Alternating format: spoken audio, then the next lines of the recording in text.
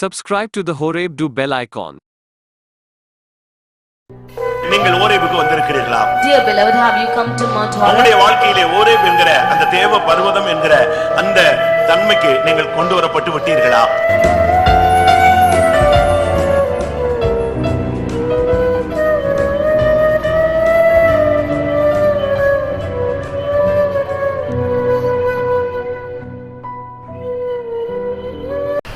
எல்லா கூட்டங்களும் இனிமேல் வழக்கம் போலவும் பழைய நிலைக்கும் கொண்டு வரப்பட முடியாத கர்த்தர் கிரியை செய்ய முடியாது. ஒரு விசை ஜெபம் பண்ணுவோம். ஹalleluya, praise the Lord, praise the Lord, praise the Lord, praise the Lord, hallelujah. ரிபாலா பக்கத்திடபானியா ஆண்டவரே, ஹalleluya, hallelujah, ஆமென். பைபிள்ல ஒரு வசனம் உண்டு, உங்களுடைய சபை முன்போல் திடப்படும் என்று சொல்லப்பட்டிருக்கிறது. அந்த முன்போல சபை தேவனுக்கு முன்பாக திடப்பட முடியாது. ஒரு விசை எல்லாரும் ஜெபம் பண்ணுவோம். எல்லாரும் ஹalleluya, hallelujah, hallelujah, hallelujah, hallelujah, hallelujah, hallelujah. தேவரே ஸ்தோத்திரம், ஸ்தோத்திரம், ஸ்தோத்திரம், ஸ்தோத்திரம், ஸ்தோத்திரம், ஸ்தோத்திரம், ஸ்தோத்திரம், ஸ்தோத்திரம். ஒரு சிலர் கொரோனாவில் பாதிக்கப்பட்டிருக்கிறார்கள். மாத்திரமல்ல, இன்னும் ஒரு சிலர் கொரோனாவில் பாதிக்கப்பட்டிருக்கிறாங்க. ஜெபம் பண்ணலாமா எல்லாரும்? ஒரு விசை கைகளை உயர்த்தி நம்முடைய விசுவாசிகள், தேவனுடைய ஜனங்கள் சென்ட்ரலையோ லோக்கல்லையோ எங்கெல்லாம் கொரோனாவில் பாதிக்கப்பட்டிருக்கிறார்களோ கர்த்தர் அவர்களை குணமாக்க வேண்டும். இந்த வல்லமை ஒரு தேவனுடைய பிள்ளையின் தொடக்கூடாது. கர்த்தர் கட்டளையிட முடியாது. ஜெபம் பண்ணுவோம். இயேசுவின் நாமத்துல ஜெயதாசை குணமாக்க முடியாது ஜெபிக்கிறேன். சகோதரனுடைய அந்த மூச்சு திணறலை நிறுத்தும்படியாக ஜெபிக்கிறேன். கர்த்தர் அற்புதம் செய்யும் ஆண்டவரே, மகனை குணமாக்கும் ஆண்டவரே. ஓ ரபக்க ரபக்கத்திரா, இன்னும் வியாதி பலவீனமா இருக்கிற எல்லாரையும் நினைவு கூறுகிறோம். ஆமென். கொரோனா மட்டுமல்ல, இன்னும் ஒரு சில வியாதியஸ்தர்கள் இருக்கிறார். ரொம்ப முடியாத தன்மையில சிஸ்டர் ஸ்வர்ணாலாம் ரொம்ப கண்டிஷன் மோசமான நிலவரத்தில் இருக்கிறாங்க. ஒரு விசை கரங்களை உயர்த்துங்க. நம்முடைய விசுவாசிகள் எங்கெல்லாம் எந்த வியாதியில இருந்தாலும் நசரேனா இயேசுவின் நாமத்தின் வல்லமை இப்பொழுது அங்கே உயிர்ப்பிக்கும் ஜீவனா இறங்க முடியாது. ஸ்தோத்திரம் பண்ணுவோம்.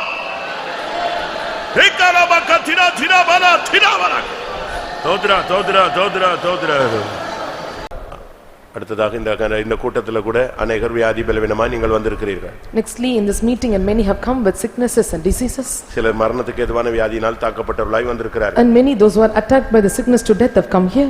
சிலருக்கு நெருக்கமான சூழ்நிலைகள் இருக்கிறது. And many are having some distress situations. நீங்கள் எந்த சூழ்நிலையில வந்திருந்தாலும் சரி, and whatever the state you may come, ஒரு விசை எல்லாரும் கரங்களை உயர்த்தி நாம் ஜெபிக்க போகிறோம். once we are going to lift up our hands and pray. ஏன் அப்படி சொல்றோம்? Why I say this? அதுக்கு ரெண்டு எவிடன்ஸ் இருக்குது. There are two evidences for it. சபையார் ஊக்கமாய் ஜெபித்த பொழுது கர்த்தர் இறங்கி ஒரு தூதனை அனுப்பி பேதுருவை சிறைச்சாலையிலிருந்து விடுதலையாக்கினார். When the church members fervently prayed and the Lord sent angel to the prison and healed them.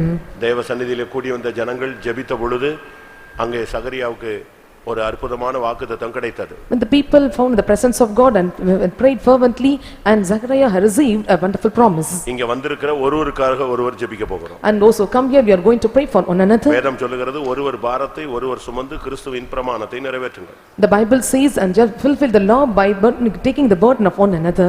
இப்போ உங்களுக்கு ஒரு பிரச்சனை இருக்கும், இன்னொருத்தருக்கு இன்னொரு பிரச்சனை இருக்கும். And one may have a problem, another may have different problem. அப்ப ஒருவர் பாரத்தை நம்ம ஒருவர் சுமக்கணும். So we have to take the burden of others.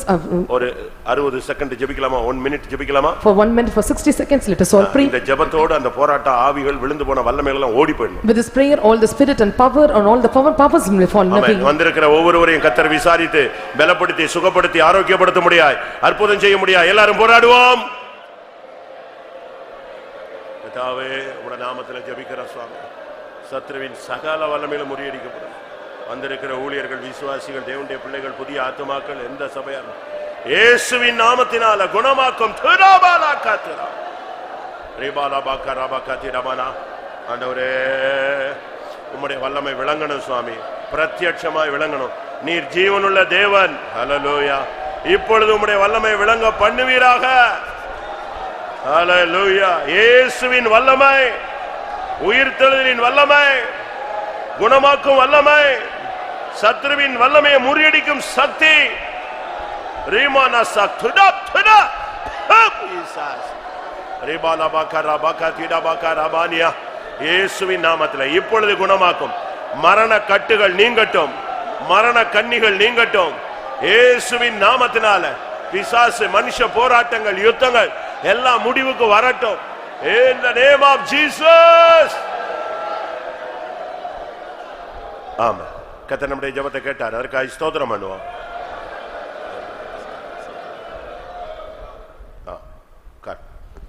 கர்த்தருடைய பரிசுத்த நாமத்துக்கு மகிமை உண்டாவதாக. May the God's holy name be glorified. நியாயாதிபதிகள் 13ஆம் அதிகாரம் 25ஆம் வசனம். And book of Judges chapter 13 verse 25. And the Spirit of the Lord began to move him at times in the camp of Dan between Zorah and Eshtaol.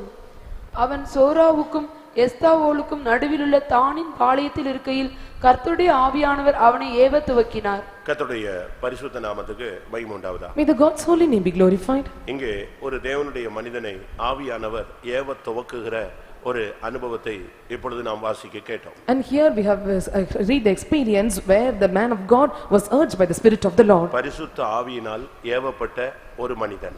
A man who was urged by the Spirit of the Lord. யார் இந்த மனிதன்? And who was that man? அவன்தான் Samson. And he is called as Samson. இந்த சிம்சோன் ஒரு குறிக்கப்பட்ட காலம் வரை மௌனமாக இருந்தான். This Samson for an appointed period he kept silent. அவன் மூலமா எந்த ஒரு நற்கிரியைகளும் நடக்கவில்லை. And no good works happened through him. ஒரு குறிக்கப்பட்ட வளர்ச்சிக்கு அவன் வந்த பொழுது After he come to an appointed growth, ஒரு நாள் அவன் தானின் பாளையத்திலே அமர்ந்திருந்தான். one day he sat in the camp of Dan. அந்த தானின் பாளையம் சோராவுக்கும் எஸ்தாவோலுக்கும் நடுவிலே இருந்தது. The camp of Dan between Zorah and Eshtaol. அந்த நேரத்தில் அவன் மேல் ஆவியானவர் இறங்க ஆரம்பித்தார். அவனை ஏவ ஆரம்பித்தார். In that place the Spirit of the Lord came on him and the Spirit of the Lord started to move in him. இந்த ஏவல் ஏவுதல் இதெல்லாம் தமிழ்நாட்டுல அடிக்கடி பேசக்கூடிய வார்த்தைகள். This moving or urging are these are the words which is often you speak in Tamil Nadu. யாருக்காவது தங்களுடைய காரியங்கள் நடக்கலனா யாரோ எதையோ ஏவி விட்டுட்டாங்க அப்படினு பேசுறாங்க. And if something or not prosper to him and they may say something they caused to him. இன்னைக்கு நம்ம விசுவாசிகள் கூட அதிகமாக இந்த வார்த்தையை யூஸ் பண்றாங்க. Even our believers are using more these terms.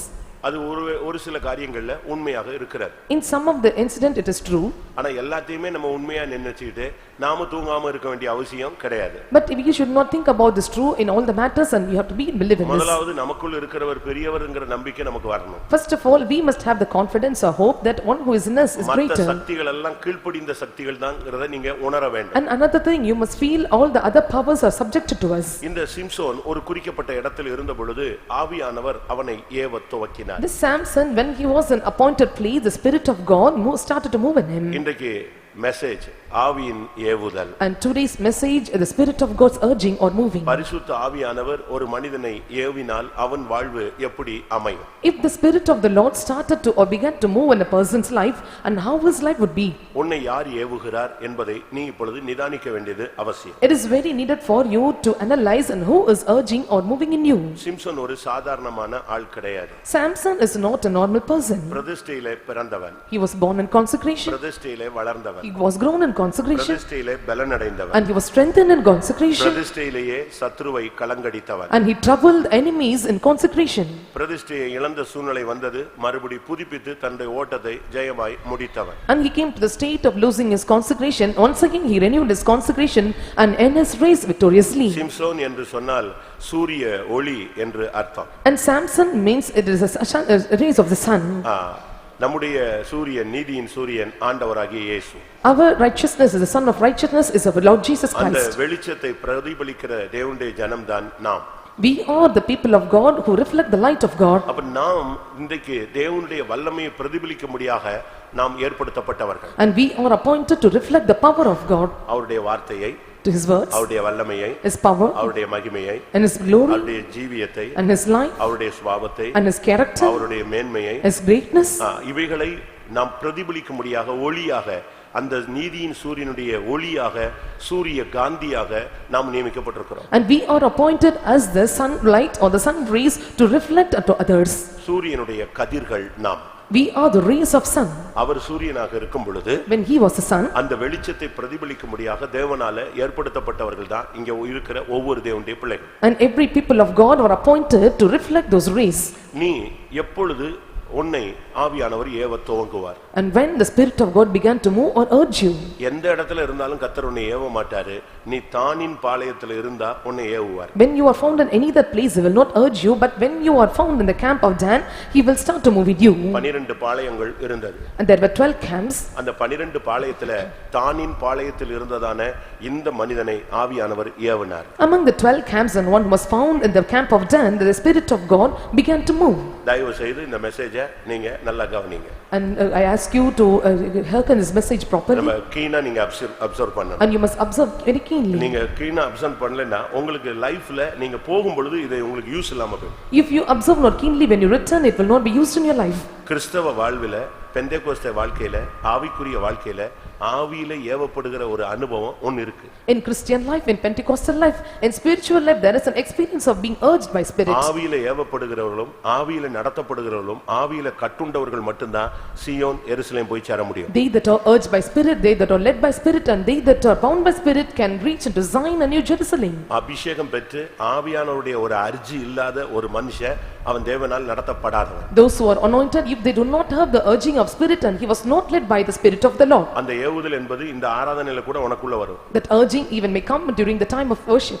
நீ போய்கிட்டு இருக்கிற அந்த ஏவுதல் வந்த உடனே உன் direction திரும்பிடும். You pass through a place when you are getting urging, you will change your direction. நீ புறப்பட்டுருவ, ஆவியானவர் உனக்குள்ள ஒரு ஏவுதல் கொடுப்பார், எல்லாத்தையும் கீழ வச்சிருவ. You will depart, but the Spirit of the Lord will give a urging, and you will stop thereby. இல்ல நீ மௌனமா இருப்ப, பட்டப்பட்டன்னு உன்னை ஆவியானவர் ஏவுவார், நீ வெளிய எழும்பி போய்டுவ. You may keep silent, but the Spirit of the Lord may urge you, and you will start immediately from that place. இப்படி பழைய ஏற்பாட்டிலும் புதிய ஏற்பாட்டிலும் இருந்த अनेक ஜனங்களை நீங்கள் பார்க்க முடியும். And we can see many people of God, those who are found in Old Testament and New Testament times. பழைய ஏற்பாட்டிலே எலியாவை நீங்க பாத்தீங்கன்னா ஒரு இடத்துல போய் ஒளித்துக்கொள்ளுன்னு சொல்றாரு. In Old Testament period, looking at Elijah, the Lord said to hide him some particular place. காண்பின்னு சொல்றாரு. And he said to go show yourself. அப்போ ஒரு இடத்துல அவன் தன்னை வெளிப்படுத்தின பொழுது, and in one place when he revealed him, ஒபதியா என்ன சொன்னா, and what Obadiah say, நீ இப்ப வெளிப்படுத்துற திடீர்னு ஆவியானவர் உன்னை தூக்கிட்டு எங்கிட்டாவது போய்டுவாரு. now you reveal yourself, the Spirit of the Lord may carry you immediately. நான் எலியாவை பார்த்தேன்னு சொன்னா அது பொய்ன்னு சொல்லி என்னை கொன்னே விடுவான். And if I say I saw Elijah, they may kill me. அப்ப ஆவியானவர் கொண்டு போகிற ஒரு அனுபவம், ஏவுகிற ஒரு நடத்துகிற ஒரு பிராக்டீஸ் எலியாவுக்கு இருந்தது. And Elijah had the practice, the Spirit of the Lord carrying him or urging him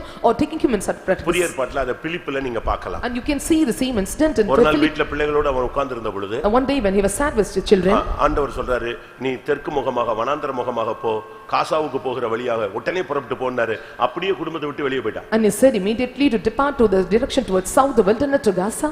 அங்க போன பொழுது வெகு தூரத்துல ஒரு ரதம் போய்கிட்டு இருந்துச்சு. And the place I can see the chariot was moving in a far distance. ஆவியானவர் சொன்னார், அந்த ரதத்தோடு போய் சேரு. And the Spirit of the Lord say join with the chariot. உடனே அந்த ஆவியில ஏவுதல்ல அந்த அபிஷேகத்திலே அங்க போய்ட்டான். And in anointing he joined that place. நீங்க விசுவாசிக்கிறீங்களா? Do you believe? இப்படி ஒரு ஆவியின் ஏவுதல் உள்ள ஒரு வாழ்க்கை இருக்கிறது. And there is a life of urged by Spirit. இந்த ஆவியின் ஏவுதல் ஒரு பக்கம் இருக்க, when this urging of Spirit on one side, பிசாசின் ஏவுதல் இன்னொரு பகுதியில இருக்கு. and there is another part of the urging by the devil. நம்ம இன்னைக்கு இத சரியான விதத்துல விளங்கிக் கொள்ள வேண்டியது அவசியம். And now we have to understand rightly. நீங்க இதெல்லாம் தெரியாம ஆவியானவர் இப்படி ஏவுவாரா, பேசுவாரா, நடத்துவாரா, இந்த பிராக்டீஸே இல்லாத பெந்தேகோஸ்தேக்காரன் தோற்று போய்டுவான். Knowing not this, will the Spirit of God speak to me or urge me, will lead me, and if you don't have this practice, the Pentecostal people may fail. ஒருவேளை நான் சொல்லுகிற அனுபவம் உங்களில் அநேகருக்கு இருக்கலாம். Sometimes the experience which I say may be with many of you, ஒருவேளை நீங்கள் இழந்து போயிருக்கலாம். or sometimes you have lost it, ஒருவேளை இந்த பிராக்டீஸே இல்லாம நீங்க இந்த பாதையில இருக்கலாம். or you may be in the path without having this practice. சோராவுக்கும் எஸ்தோவோலுக்கும் நடுவே தானின் பாளையத்துல இருக்கும் பொழுது ஆவியானவர் அவனை ஏவ துவக்கினார்.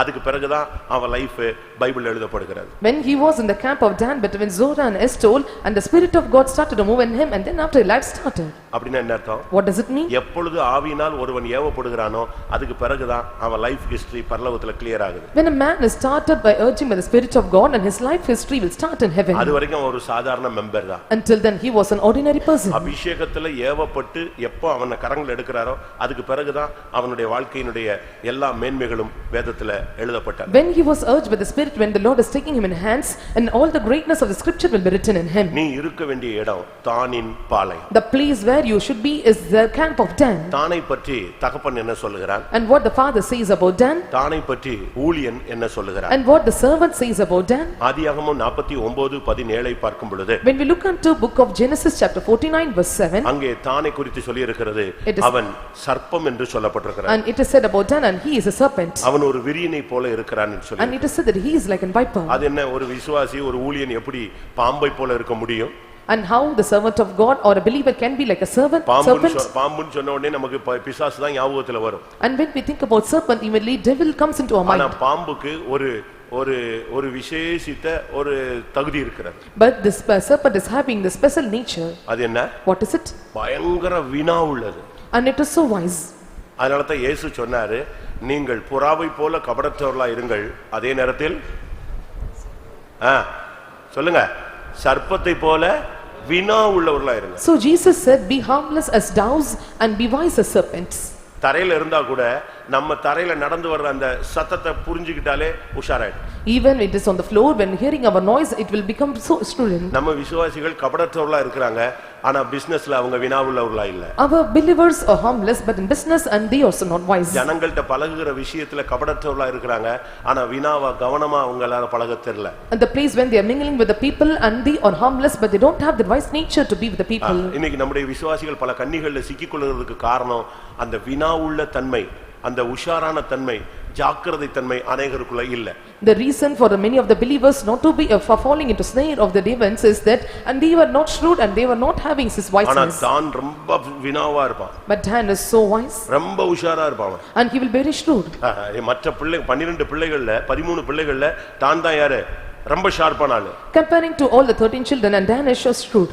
ஏன் சிரிக்கிறான், ஏன் பேசுறான், ஏன் ஒரு மாதிரி பார்க்கறான், இவன் ஏன் இப்படி பழகுறான், அவன் ரொம்ப உஷாரா இருக்கக்கூடிய ஒரு ஆள். And why they loves and why they talk in this manner, and he is so shrewd in all these things. அதனால தான் உபாகமம் 33:22ல அவனை குறித்து ஊழியன் பேசும் பொழுது, when a servant of God speak about him, about in Deuteronomy chapter 32 verse 22, யூதா தான் ஒரு Balasingham, and Dan is a lion's whelp, அவன் பாசானிலிருந்து பாய்வான், and he shall leap from Bashan. இன்னொரு பகுதியில் அவன் சிங்கம் போல இருக்கிறவன், and he is like a lion, எப்பொழுதும் உஷாரா இருக்கிறான். and he is the one who is always shrewd. சிங்கம் வந்து சாதாரணமானதல்ல, அது தைரியத்தை காண்பிக்கிறது. A lion is not an ordinary thing, it shows a boldness. இந்த மார்க்கத்துக்கு கோழைகள் தேவையில்லை. And no one is need for this way as a timid one. இந்த மார்க்கத்துக்கு தைரியம் உள்ளவர்கள் தேவை. For this way a bold people are needed. கிதியோனோடு ஒரு கூட்டம் ஜனங்கள் யுத்தத்துக்கு புறப்பட்டார்கள். One group of people and went with Gideon to for a war. ஆண்டவர் அவருடைய இருதயத்தை பார்த்தார். The Lord saw their heart. அப்போ ஆண்டவர் சொன்னாரு, and Lord said to them, ஒரு 30,000 பேர் கூடிட்டான். and 30,000 were gathered. ஆனா இது ஒண்ணு தேர்ன ஆளு மாதிரி தெரியல. But no one was so courageous. எல்லாம் லைட் ஆஃப் பண்ணாலே ஸ்தோத்திரம் ஸ்தோத்திரங்கற ஆளு. When the lights were off and they will keep praising. திடீர்னு வீட்ல லைட் போயிடுச்சுன்னு வெச்சுக்கோங்களேன். And immediately the power off in the home. இந்த குரூப் எல்லாம் பல்லிய பார்த்தாலே அந்த ரூம் விட்டு ஓடிடுவான். இவன் எப்படி பரலோகம் போக முடியும்? And these group when looking into the lizard and they will go away from the place, and how they flee from this group. 32,000 பேர் கூடி நிக்கறாங்க. And 30,000 were gathered there. அப்ப ஆண்டவர் சொன்னாரு, and the Lord said to them, நீ ஒரு just ஒரு announce பண்ணு. you make an announcement. என்ன announcement? And what was the announcement? பயமும் திகிலும் உள்ளவன் ஓடி போயிரு. And they that are having this fear and terror may flee away from this place. ரொம்ப ஒரு காரியம் எல்லாம் சொல்லல அவன். And did not say me. ஒரே ஒரு வார்த்தை அனௌன்ஸ் பண்ணு. He was making only one announcement. பயமும் திகிலும் உள்ளவன் இந்த மலையில இருந்து இறங்கி ஓடிடு, வீடு போய் சேர்ந்துரு அப்படினா. And they that have fear and terror, you go away from this mount. வந்தது யுத்தத்துக்கு. When they came for a war. ஆனா இந்த ஒரு வார்த்தை கேட்ட உடனே 22,000 பேர் அப்படியே அபௌட் ஆயிட்டான். And hearing this word, all those people and they turned about. அதனால தான் இயேசு கிறிஸ்து ஒரு இடத்துல பேதுருவையும் சீசரையும் பார்த்து சொன்னார், நீங்களும் போய்விட மனதா இருக்கிறீர்களோ போய்விடு. And looking into Peter and his disciples, and the Lord said, Jesus, and if you have a heart to go, you can go away. இந்த மார்க்கம் கோழைகளுக்கு மார்க்கம் கிடையாது. And this way is not for the timid. ஒருவேளை நீ வரதுக்கு முன்னால கோழையா இருக்கலாம். Before you come here, you may be timid. இங்க வந்த பிறகு நீ யாரா மாறி இருக்கணும்? வீரனா மாறி இருக்கணும். But after coming here, and you must become the warrior. இந்த குடிகாரங்க எல்லாம் பாருங்க, கோழையான குடிகாரங்க எல்லாம் தண்ணி அடிச்ச உடனே வீரனாயிடுவான். And looking unto the drunkards and you may see, and they become timid. அந்த போதை போன பிறகு திருப்பி யாராயிடுவான்? கோழையாயிடுவான். But when they clear and they will be timid. அதே நேரத்துல வீரனான ஒரு மனுஷன் தண்ணி அடிச்சிட்டானா கோழையாயிடுவான். And if he has a warrior, if he is a hero, if he is a drink. பயங்கர ரஃப்பான ஆளா நீங்க தண்ணி அடிச்சிட்ட பிறகு உட்கார்ந்து அம்மா செத்து போய்ட்டா எதெல்லாமோ உட்கார்ந்து அழுவாங்க. If the roughest person after drinking and they make a cry like a timid. ஆனா கோழைகள் எல்லாம் தண்ணி அடிச்சிட்டா என்னைக்கோ தண்ணி அடிச்சவன எல்லாம் வெட்டுவேம்மா. But when the timid drinks and they see and those who are killed on another way, they will kill them. அப்படி அல்ல. It's not like that. இந்த மார்க்கத்துல வந்துட்ட பிறகு அபிஷேகம் உன்னை வீரனாய் மாற்றணும். After coming to this way, and this anointing will make you as a hero. அதனால தான் பைபிள் சொல்லுகிறது, நீ தண்டில் பேர் எழுதப்பட்டவன். So the Bible says, and you are written name on the ground. அப்படினா என்ன அர்த்தம்? What does it mean? நீ மிலிட்டரியில பேர் எழுதப்பட்டவன். தண்டில் சேவகம் எழுதி கொண்டவன் பிழைப்புக்கு அடுத்த அலுவலிகளில் நினைக்க கூடாது, சிக்க கூடாது. And he that was written on the name entangled not in the war. இந்த தானின் பாளையத்துல இருந்தாதான் வினா உள்ளவர்களையும் பாலசிங்கம் போல நிக்கிறவர்களையும் தான் ஆவியானவர் ஏவி அவனை கண்ட்ரோல் பண்ணி நடத்த முடியும். And if they were found in the camp of Dan and those who are wise as servants, the Spirit of God can control them and urge them. அது என்ன சோரா, அது என்ன Eshtaol? And what is the meaning of Zorah and Eshtaol? சோரா Eshtaol. And Zorah and Eshtaol. சோரான்னு சொன்னா கொட்டுகிற குளவின்னு அர்த்தம். And Zorah means it is the web, ஒரு குளவி, ஒரு பீ, it is a bee that stink. பயங்கரமா அது கொட்டிருச்சுன்னா செத்து கூட போய்டுவான். But if it was piercing them, it may அந்த kill. சோராங்கிற அந்த ஊருக்கு பேர் என்னது? கொட்டுகிற குளவி. And the name of the Zorah is the one that prick, that is அவன் மேல கை வச்சிட்டானா அவன் தொலைஞ்சான்னு நீ புரிஞ்சுக்கணும். The meaning is that when they keep the line in உன்னை hands and தொடுகிறவன் lick N him. கண்மணியை தொடுகிறான். And he that toucheth you toucheth my apple இந்த of my கல்லின் மேல் eye. மோதுகிறவன் நொறுங்கி போவான். And he that passes is covered with பரிசுத்த dust. ஆவிக்குள்ள நீ சரியா இருந்தேன்னா உன்னை தொட்டுட்டான்னா அவன் குளவியை தொட்டுட்டான்னு அர்த்தம். When you are right in the Spirit of God, when you touched you and you touched the bee. உலகத்துல சொல்லுவாங்க.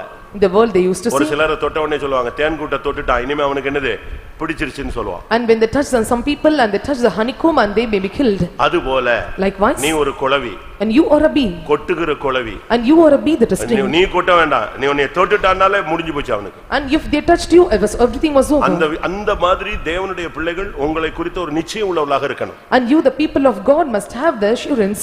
சோரா Eshtaol. And Zorah and Eshtaol. இது ஒரு ரெண்டு place. And these are the two places. இந்த ரெண்டுக்கு நடுவுல தான் தானின் பாளையம் இருந்துச்சு. And between these two the Dan camp was found. எஸ்தாவோல்னா என்ன அர்த்தம்? And what is the meaning of Eshtaol? ஆவலோடு கேட்கிறவன். And one who are hearing with desire. பிரசங்க கேட்க வந்துட்டோம் தூங்கிடுறோமே. After coming to the sermon we are sleeping. அப்படிதானே? ஒருவேளை இந்த fan இந்த லைட் இந்த சத்தம் இப்படி பழகிச்சு உங்களுக்கு அப்படியா? And these fans and lights and you have made a practice with this. ஆவியானவருடைய சத்தத்தை நீ ஆவலோடு கேட்கணும். And you have to hear the Spirit of God's voice with desire. அப்படிப்பட்டவனை வச்சு தான் கர்த்தர் ஏதாவது செய்ய முடியும். Only with such people the Lord can do something. நான் திரும்பவும் சொல்லுகிறேன். Once again I repeat. நீ ஒரு சர்ப்பம் போல வினா உள்ளவனா இருக்கணும். And you must be the wise as serpent. நீ ஒரு பாலசிங்கம் போல தைரியம் உள்ளவனா இருக்கணும். And you must be the like lion bold. உன்னை தொடுகிறவன் அவன் தேவனுடைய கண்மணியை தொடுகிறான்ங்கற நிச்சயம் உனக்கு இருக்க வேண்டும். And you must have the certainty they that toucheth you toucheth the apple of his eye. கர்த்தருடைய சத்தத்தை நீ ஆவலோடு கேட்கிறவனா இருக்கணும். And you must be the one who hear the voice of the Lord desire. ஆண்டவரே சொல்லும் அடியேன் கேட்கிறேன். Lord tell and a servant will hear. ஆண்டவரே சொல்லும் அடியேன் கேட்கிறேன். Lord tell and servant will hear. தேவனுடைய வார்த்தை உனக்கு ஆவலாய் கேட்க முடிகிறதா? Are you able to hear the voice of God with desire? கர்த்தருடைய பரிசுத்த நாமத்துக்கு மகிமை உண்டாவதாக. May the God's holy name be glorified. இந்த கேப்ல இந்த சென்டர் பிளேஸ்ல இருக்கும் பொழுது திடீர்னு ஒரு அபிஷேகம் வந்தது. ஆவியானவர் அவனை ஏவ துவக்கிட்டார். In this gap in the center place when he was there and he was able to hear the Spirit of God's voice. அதுக்கு பிறகு அவன் மேல அபிஷேகம் பலமா இறங்க ஆரம்பித்தது. Then after this God's anointing came upon him strongly. அதுக்கு பிறகு அவனுடைய வாழ்க்கையினுடைய மேன்மை நமக்கு எல்லாருக்குமே தெரியும். And we all know the greatness of his life then after. நம்முடைய மெசேஜுக்கு நாம் திரும்பி வரலாம். Let us come back to our message. யார் உன்னை ஏவுகிறார்? And who is urging you? எந்த ஏவுதல் உனக்குள்ள இருக்கு? And what urging is in you? இதை இப்ப நீங்க கண்டுபிடிக்கணும். Now you have to identify. ஒருவேளை நீங்க நீங்களே ஏமாந்தற கூடாது, ஏமாத்தி கொள்ள கூடாது. Sometime you should not deceive yourself or deceive others. இன்னைக்கு உலகத்துல சில பிசாசை ஏவி விட்டுறான், குரலி ஏவி விட்டுறான், ஒரு பொல்லாத ஆவியை ஏவி விடுறான், ஒரு குட்டி சாத்தானை ஏவி விடுறான். அது உங்களுடைய குடும்பத்தையே ஆட்டி படைக்குது. And sometime and they are urging some they are moving this spirits or some devils to come in your family and it was troubling your whole family. சில பிசாசு போகலன்னா உடனே சொல்லுவாங்க அது ஏவல் பிசாசு. Some demons if it is not fleeing and they may tell it was urged by someone. இப்படிலாம் நீங்க அதுக்கு கிரேட் கொடுத்தீங்கன்னா அது போகவே போகாது. If you give such grade to them and it will never depart. ஒரு பாஸ்டர் வந்தாரு. One pastor came. அவருக்கு ஜுரம் வந்துச்சு. And he got fever. அப்ப அவருக்கு ரெண்டு தலையணை கொடுத்தாங்க. And 2 pillows were given to him. இன்னும் ஜுரம் கூடிருச்சு. And fever was increased. அவருக்கு ஷீட் என்னென்னமோ பெட் ஷீட்லாம் பிளாங்கெட்லாம் கொடுக்க ஆரம்பிச்சாங்க. And bed sheets and blankets were given to him. அப்ப அவர் சொன்னாரு. Then he said, எனக்கு ஜுரம் சுகமே ஆகாது போல இருக்கே அப்படினாரு. I feel that fever will not be healed for me. அவருக்கு சுடுதண்ணி கொடுத்தாங்க. And they gave hot water. என்னோ அரிசி கஞ்சிலாம் கொடுத்தாங்க. And they gave some porridge rice. அப்ப அவர் சொன்னாரு எப்ப நீ 2 தலையணை கொடுத்து 2 ஷீட் கொடுத்து தண்ணி சுடு தண்ணி இதெல்லாம் கொடுத்த பிறகு அது எப்படி போகும்? அதுக்கு இப்ப என்ன வரவேற்பு ஜாஸ்தி ஆகிட்டே போகுது. When 2 pillows and all this blankets and all this porridge was given and all this fever will be increased. லேசா வந்த உடனே 2 தலையணை கொடுத்தாச்சு. When it comes light they given pillows. இப்ப டெம்பரேச்சர் கூடின உடனே 2 blanket கொடுத்தாச்சு. When the temperature was increased and they gave blankets. 103 120 நீ வாயில வச்சு பார்த்துட்டான் கண்டுபிடிச்சான். இனிமே அவனுக்கு தூக்கம் வராது. ஏனா வாயில வச்சு கண்டுபிடிச்சிட்டானாலே 110 140 ன உடனே உட்கார்ந்திருக்கவனுக்கு ஜுரம் வந்துரும். இருக்கிறவன் ஏற்கனவே ஜுரத்துக்கு உச்சகப்பட்டதுக்கு வந்துருவான். உடனே அவனுக்கு ஆப்பிள் தான் ஜூஸ் தான் அது பார்த்துச்சு. இவ்வளவு மரியாதை கொடுத்தா எப்படி பார்ப்போம்? They analyze, identify the temperature rate, and if it was increased, and if it was going all these things and welcoming this, and this fever may be increased. Pastor Selvam பயங்கர வீசிங்ல கஷ்டப்படுவார். And Pastor Selvam used to suffer because of this wheezing. பிரசங்கத்துல கூட நீங்க பாத்தீங்கன்னா ரெக்கார்டிங்ல நீங்க பாத்தீங்கன்னா ஒரு sound சைடுல வந்துகிட்டே இருக்கும். And even during recordings and the messages, and you may hear some sounds. அப்ப ஒரு பாஸ்டர் வந்து கேட்டாரா, ஏன் இவ்வளவு வியாதியில கஷ்டப்படுறீங்கன்னு? One pastor asked, and why you are suffering with this disease? வியாதி உங்களை ரொம்ப கஷ்டப்படுத்துது இல்லையா? And this sickness is suffering you a lot. வியாதியில நீங்க மாட்டிக்கிட்டீங்களே. And you are entangled this disease. அப்ப அவர் சொன்னாரா, and he said, வியாதியில மாட்டிக்கிட்டேன். did I entangle this disease? அதுதான் ஏன்ட்ட மாட்டி இருக்கு. And it was entangled with me. Wheezing ஏன்ட்ட மாட்டிக்கிட்டு முழிச்சிட்டு இருக்கு நான் சொல்லிக்கிட்டு இருக்கேன். நீ என்னன்னா நான் அதுல மாட்டிக்கிட்டேன். நான் எங்க மாட்டிருக்கேன்? அதுதான் ஏன்ட்ட மாட்டிக்கிட்டு இழுத்துக்கிட்டு கிடக்கு. I keep saying that and it was entangled with me, and how can you say that I was entangled with it? நம்ம என்ன பண்றோம் நீங்க யோசிச்சீங்க? What we are doing, think about. யார் உன்னை ஏவுறா? Who are urging you? இன்னைக்கு நான் அதுக்கு சில பாயிண்ட்களை உங்களுக்கு முன்பாக வைக்க ஆவியால் ஏவப்பட்டிருக்கிறேன். And I was urged by the Spirit of the Lord to keep some points before you. முதலாவது தவறான ஏவுதல். அதை நம்ம படிக்கலாம். And first is wrong urging.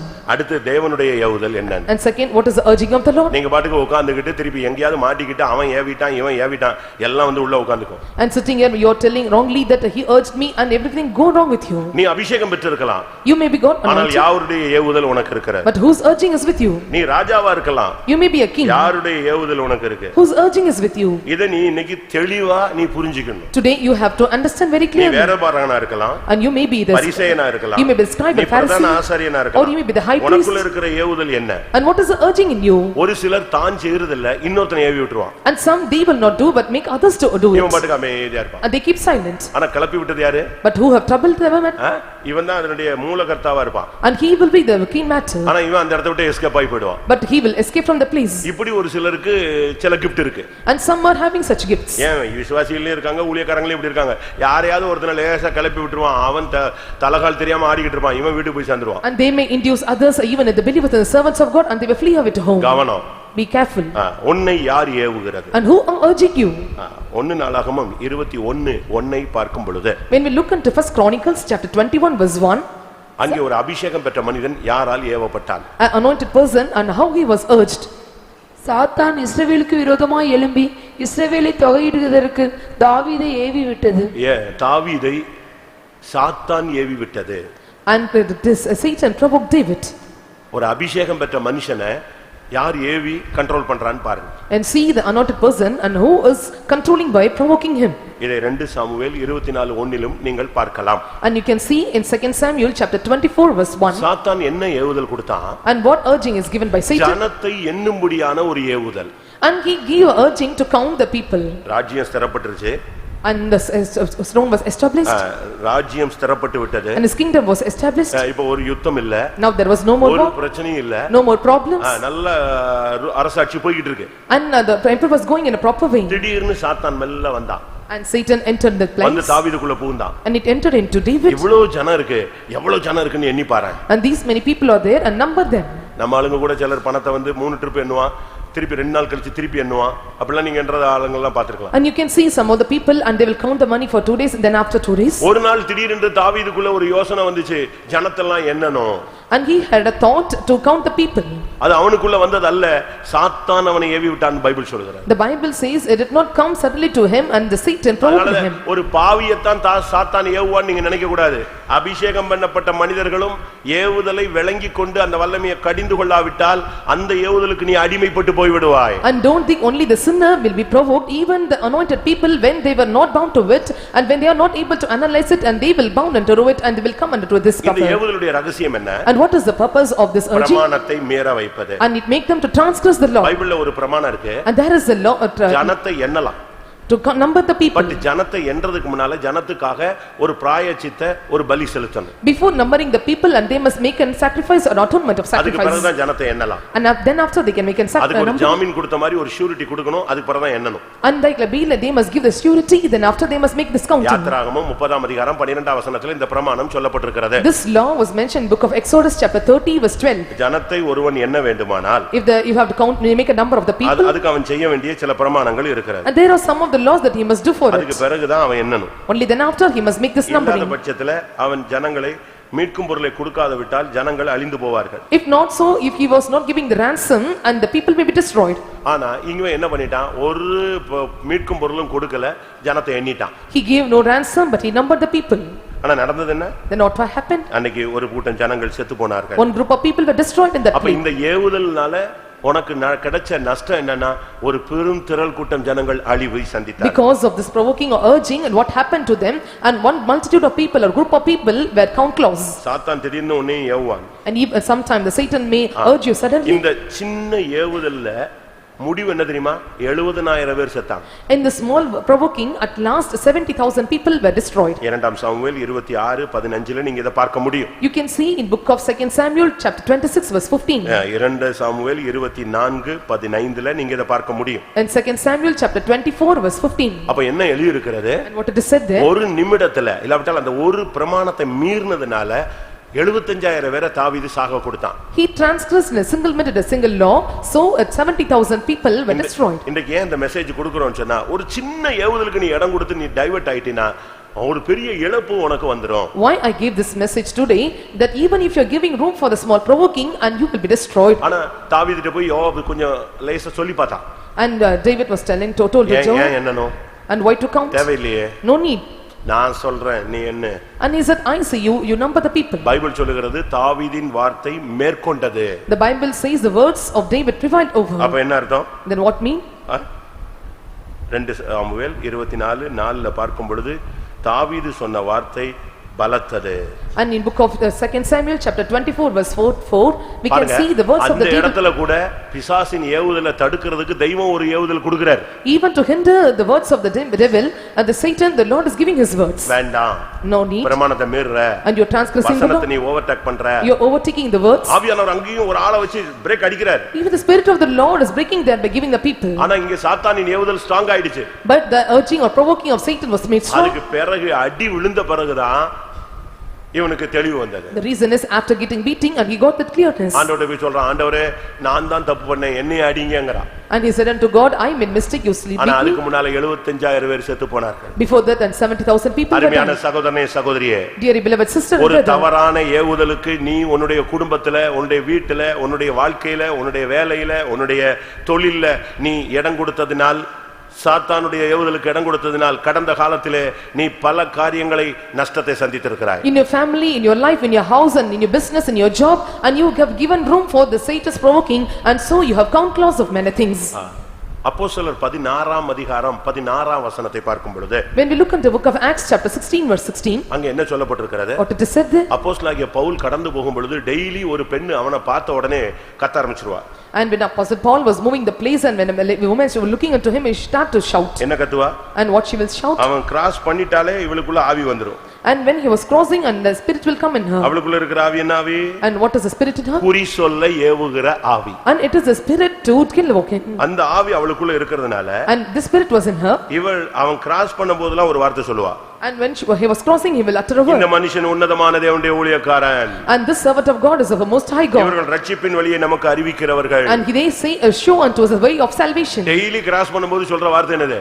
இதுதான். And this is the word she used to utter every day when he was crossing. அப்பதான் பவுல் சொன்னா வாயை மூடுன்னு சொன்னான். And the Paul says, shut up. நான் உனக்கு கட்டளையிடுகிறேன். And he say, I command you. அந்த ஆவியோட பேசின உடனே அந்த ஆவி ஓடி போயிடுச்சு. When he was supposed to start to speak with the spirit, it departed him. நீங்க என்ன நினைப்பீங்க? நல்லதானே சொல்லிச்சு. What you may think. இந்த பாஸ்டர் பெரிய பரிசுத்தவான் உடனே நம்ம காலெல்லாம் தூக்கி விட்டுக்குவோம். And you may say this servant of God is the most high one, and he will lift him. இயேசுட்ட வந்து ஒரு பிசாசு சொல்லிச்சு, நீர் பரிசுத்தர்னு வாயை மூடுன்னு சொன்னார். And devil came and to speak unto Jesus, and you are a most high holy one. மனுஷன் மாத்திரமல்ல பிசாசு கூட உன்னை புகழ்றதுக்கு நீ இடம் கொடுக்க கூடாது. Not only men, even you should not give room for the Satan to exalt you. நான் திரும்பவும் சொல்றேன். Once again I repeat. பிசாசு உன்னை புகழ்ந்ததுனாலே உனக்கு உண்டாகிற புகழ்ச்சி தான் உனக்கு என்னது? உன்னை அப்படியே பெருமை பாராட்டி உள்ள தூக்கிட்டு போய்டுவான். If the devil have exalted and praised you, and that praise will lift you up and put you down. நான் சித்தூர்ல இருக்கும் பொழுது When I was at Chittoor, ஒரு பிசாசு பிடிச்ச சகோதரிக்காக நாங்க ரொம்ப ஜெபிச்சோம். and we prayed a lot for a sister who was entangled by the demons. சரியான ஜெபம். It was a right prayer. அப்போ ஒரு நாள் திடீர்னு பாஸ்டர் அருள்தாஸ் அவர்கள் வந்து விட்டார். And one day Pastor Aruldas came suddenly. அப்போ அவர் சென்டர் பாஸ்டரா இருந்தார். And he was a center pastor. அப்போ வந்திருக்கும் பொழுது ஆராதனை முடிஞ்ச உடனே அந்த சகோதரியை நாங்க ஜெபிக்க அவர்ட்ட விட்டோம். At the end of the worship, and we sent the sister to pray unto him. அவர் பிசாசு துரத்துறதுல முடிசூடா மன்னன். And he was was the one who was the king in chasing away the demons. அதாவது பாஸ்டர் அருள்தாஸ் வந்து பிசாசு திரதறதுக்குனே பிறந்த ஒரு ஆள். And he was the one born to chase away the demons. பஸ்ல ஏறிட்டார்னா பஸ்ல பிசாசு பிடிச்சவங்க இறங்கி ஓடிடுவான். அப்படிப்பட்ட ஒரு பவர் அவருக்கு இருந்துச்சு. When he board in the bus and those who were possessed by demons, the bus will all the demons will be departed. ஒரு நாள் ஒரு பிசாசு துரத்த அவர் போய் அந்த ஆட்டோவை கீழே உருண்டுகிட்டே இருக்கு. ஆட்டோ ஒரு 2 உருளலாம் 3 உருளலாம் நிக்கலாம் இல்லையா, அது உருட்டிக்கிட்டே இருக்கு. இவர் உள்ள இருந்து உருண்டுகிட்டே, ஏய் நிறுத்துடா அப்படிங்கிறார். யார? பிசாசு தான் எதை உருட்டுது, போக விடாம ஆட்டோவை ரோட்ல டம்மு டம்மு டம்மு டம்முன்னு உருட்டிக்கிட்டே இருக்கு. And one day when he was traveling in an auto and one was possessed by demons and அவ்வளவு powerful man, and such a powerful man he was. இலங்கையில போயிட்டாரு. And he went to Sri Lanka. ஒரு main மீட்டிங்ல இறங்கி போறாரு. And he went into the main meeting. இறங்கும்போது door lock பண்ணிட்டான். And when he departed and he locked the door. காரை அந்த டோர்ல அந்த இத பிடிச்சிட்டு இறங்கும்போது, when they are taking the handle in the door, when he கவனிக்காம அந்த பிரதர் அடிச்சான் டோரை, அப்படி கை நஞ்சிருச்சு அவர். And without listening and he locked the door and his weak fingers were caught. பயங்கர ரத்தம் வந்துருச்சு. And he got blood. அந்த வலி அவரால வயசுல தாங்க முடியல. And he could not bear the pain in his age. அதோட கட்டு போட்டு போய் மீட்டிங் அரைகுறையா முடிச்சிட்டு வந்துட்டார். And then he was bound with something and half second அவருக்கு சமாதானம் இல்ல. And there was no peace with him. இங்க வந்து கை ஒடிஞ்சு போய் இப்படி நஞ்சி போய் அடி வாங்கிட்டோம். And from here and we was wounded in our hands. அவருக்கு மறுபடி ஒரே போராட்டம். And once again he got some conflicts. ரூமுக்கு போன உடனே when he went to the room, அந்த டோர் அடைச்ச ஊழியக்காரனை கூட்டி வரானே. And he called the servant of God who closed the door. ஒரு சின்ன பிரதர் தான் door அடைச்சிட்டான். As young brother he closed the door. அவனை கூட்டி வந்தானே. And they called him. வந்தான். He came. முழங்கால் போட்டு. He bent his knees. தல்ல கை வச்சான். He laid his hands. சர்ருன்னு ஆட ஆரம்பிச்சிட்டான். And he started to roll around. நீ ஏன்டா டோர் அடைச்சாய்? And why did you close the door?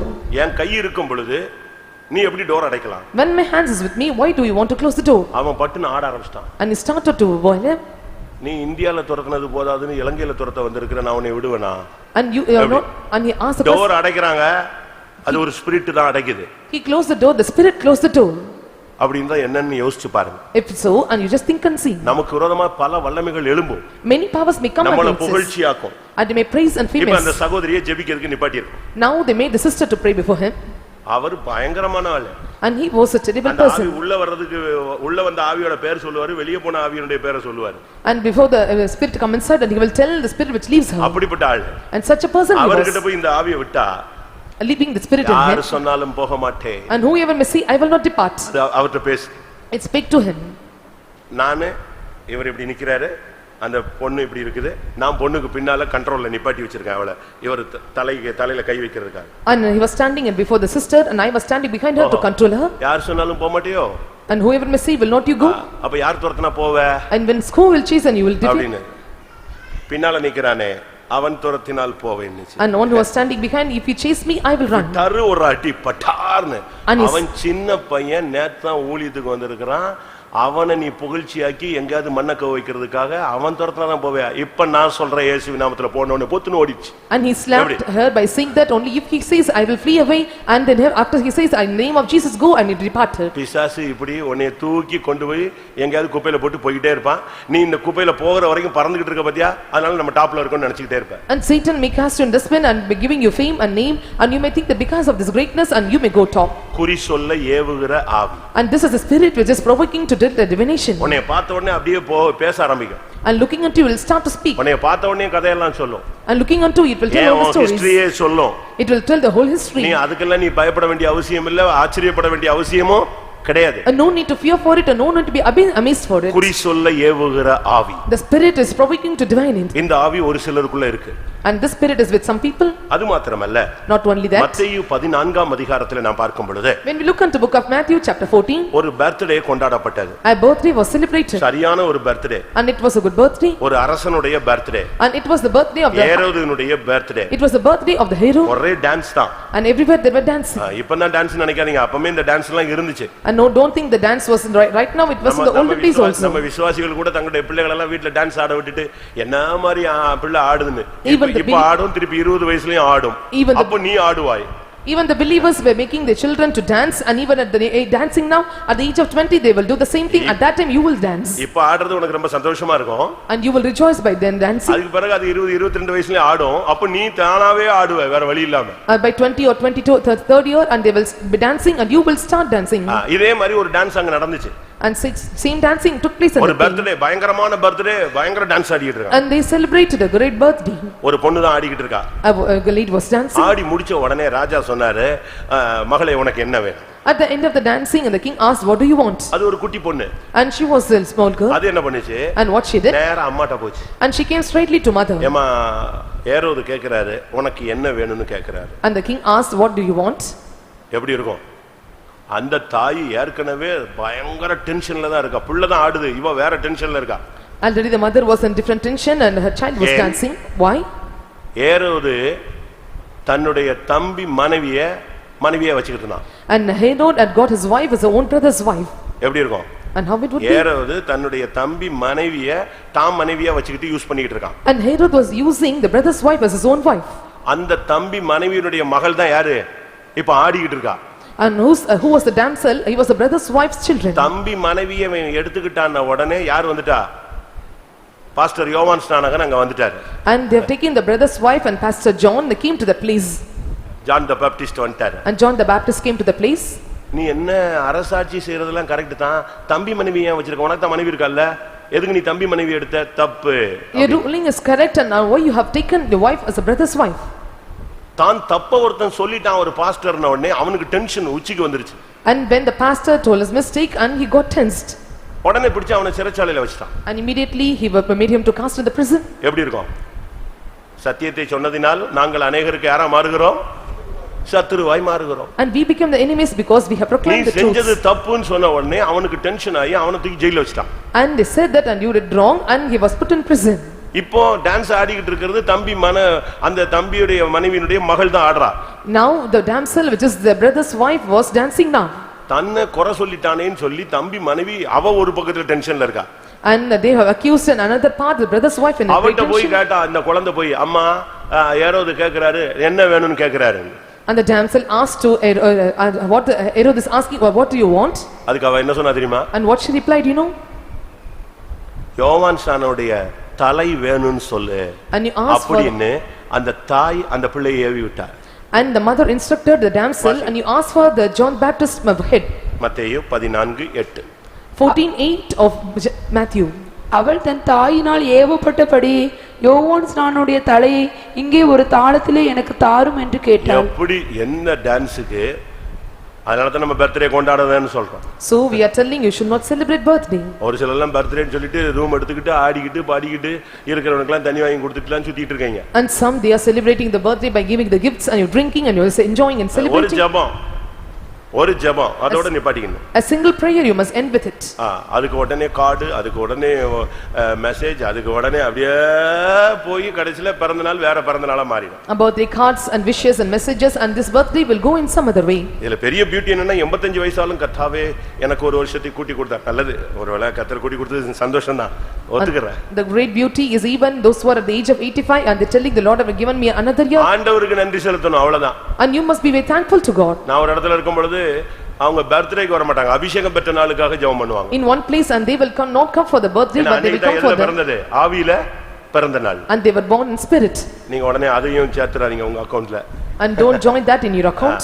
கர்த்தருடைய பரிசுத்த நாமத்துக்கு மகிமை உண்டாவதாக. May the God's இந்த holy name be தாய் glorified. தன்னுடைய மகளை ஒரு ஊழியனுடைய தலையை வாங்கி கொண்டு வரும்படியாக ஏவினாள். And this mother instructed the damsel to get the head of the servant of God. எப்படி இருக்கும் அந்த தாய் எப்படிப்பட்டவளா இருப்பா? If so, how the mother would be? அந்த பிள்ளை எப்படிப்பட்டவளா இருக்கும்? And how the damsel would be? ஸ்திரீகளில் பிறந்தவனில் யோவானை போல பெரியவன் ஒருவனும் இல்லை. And no one is pleased like John was born among the women. ஒரு எரிந்து பிரகாசிக்கிற விளக்க அன்னைக்கு தலையை துண்டா எடுக்க சொன்னா. And he wanted to behead the one who was burning as a ஒருவருக்கொருவர் நீங்க பகையா இருந்து யாரையாவது கொல்லணும், அடிக்கணும், மேற்கொள்ளணும், யாரையாவது அழிச்சிரணும், அப்படிப்பட்ட ஏவுதல் உங்களுக்கு இருக்க வேண்டாம். And hating one another, provoking that you must be destroyed and you should not have this urging.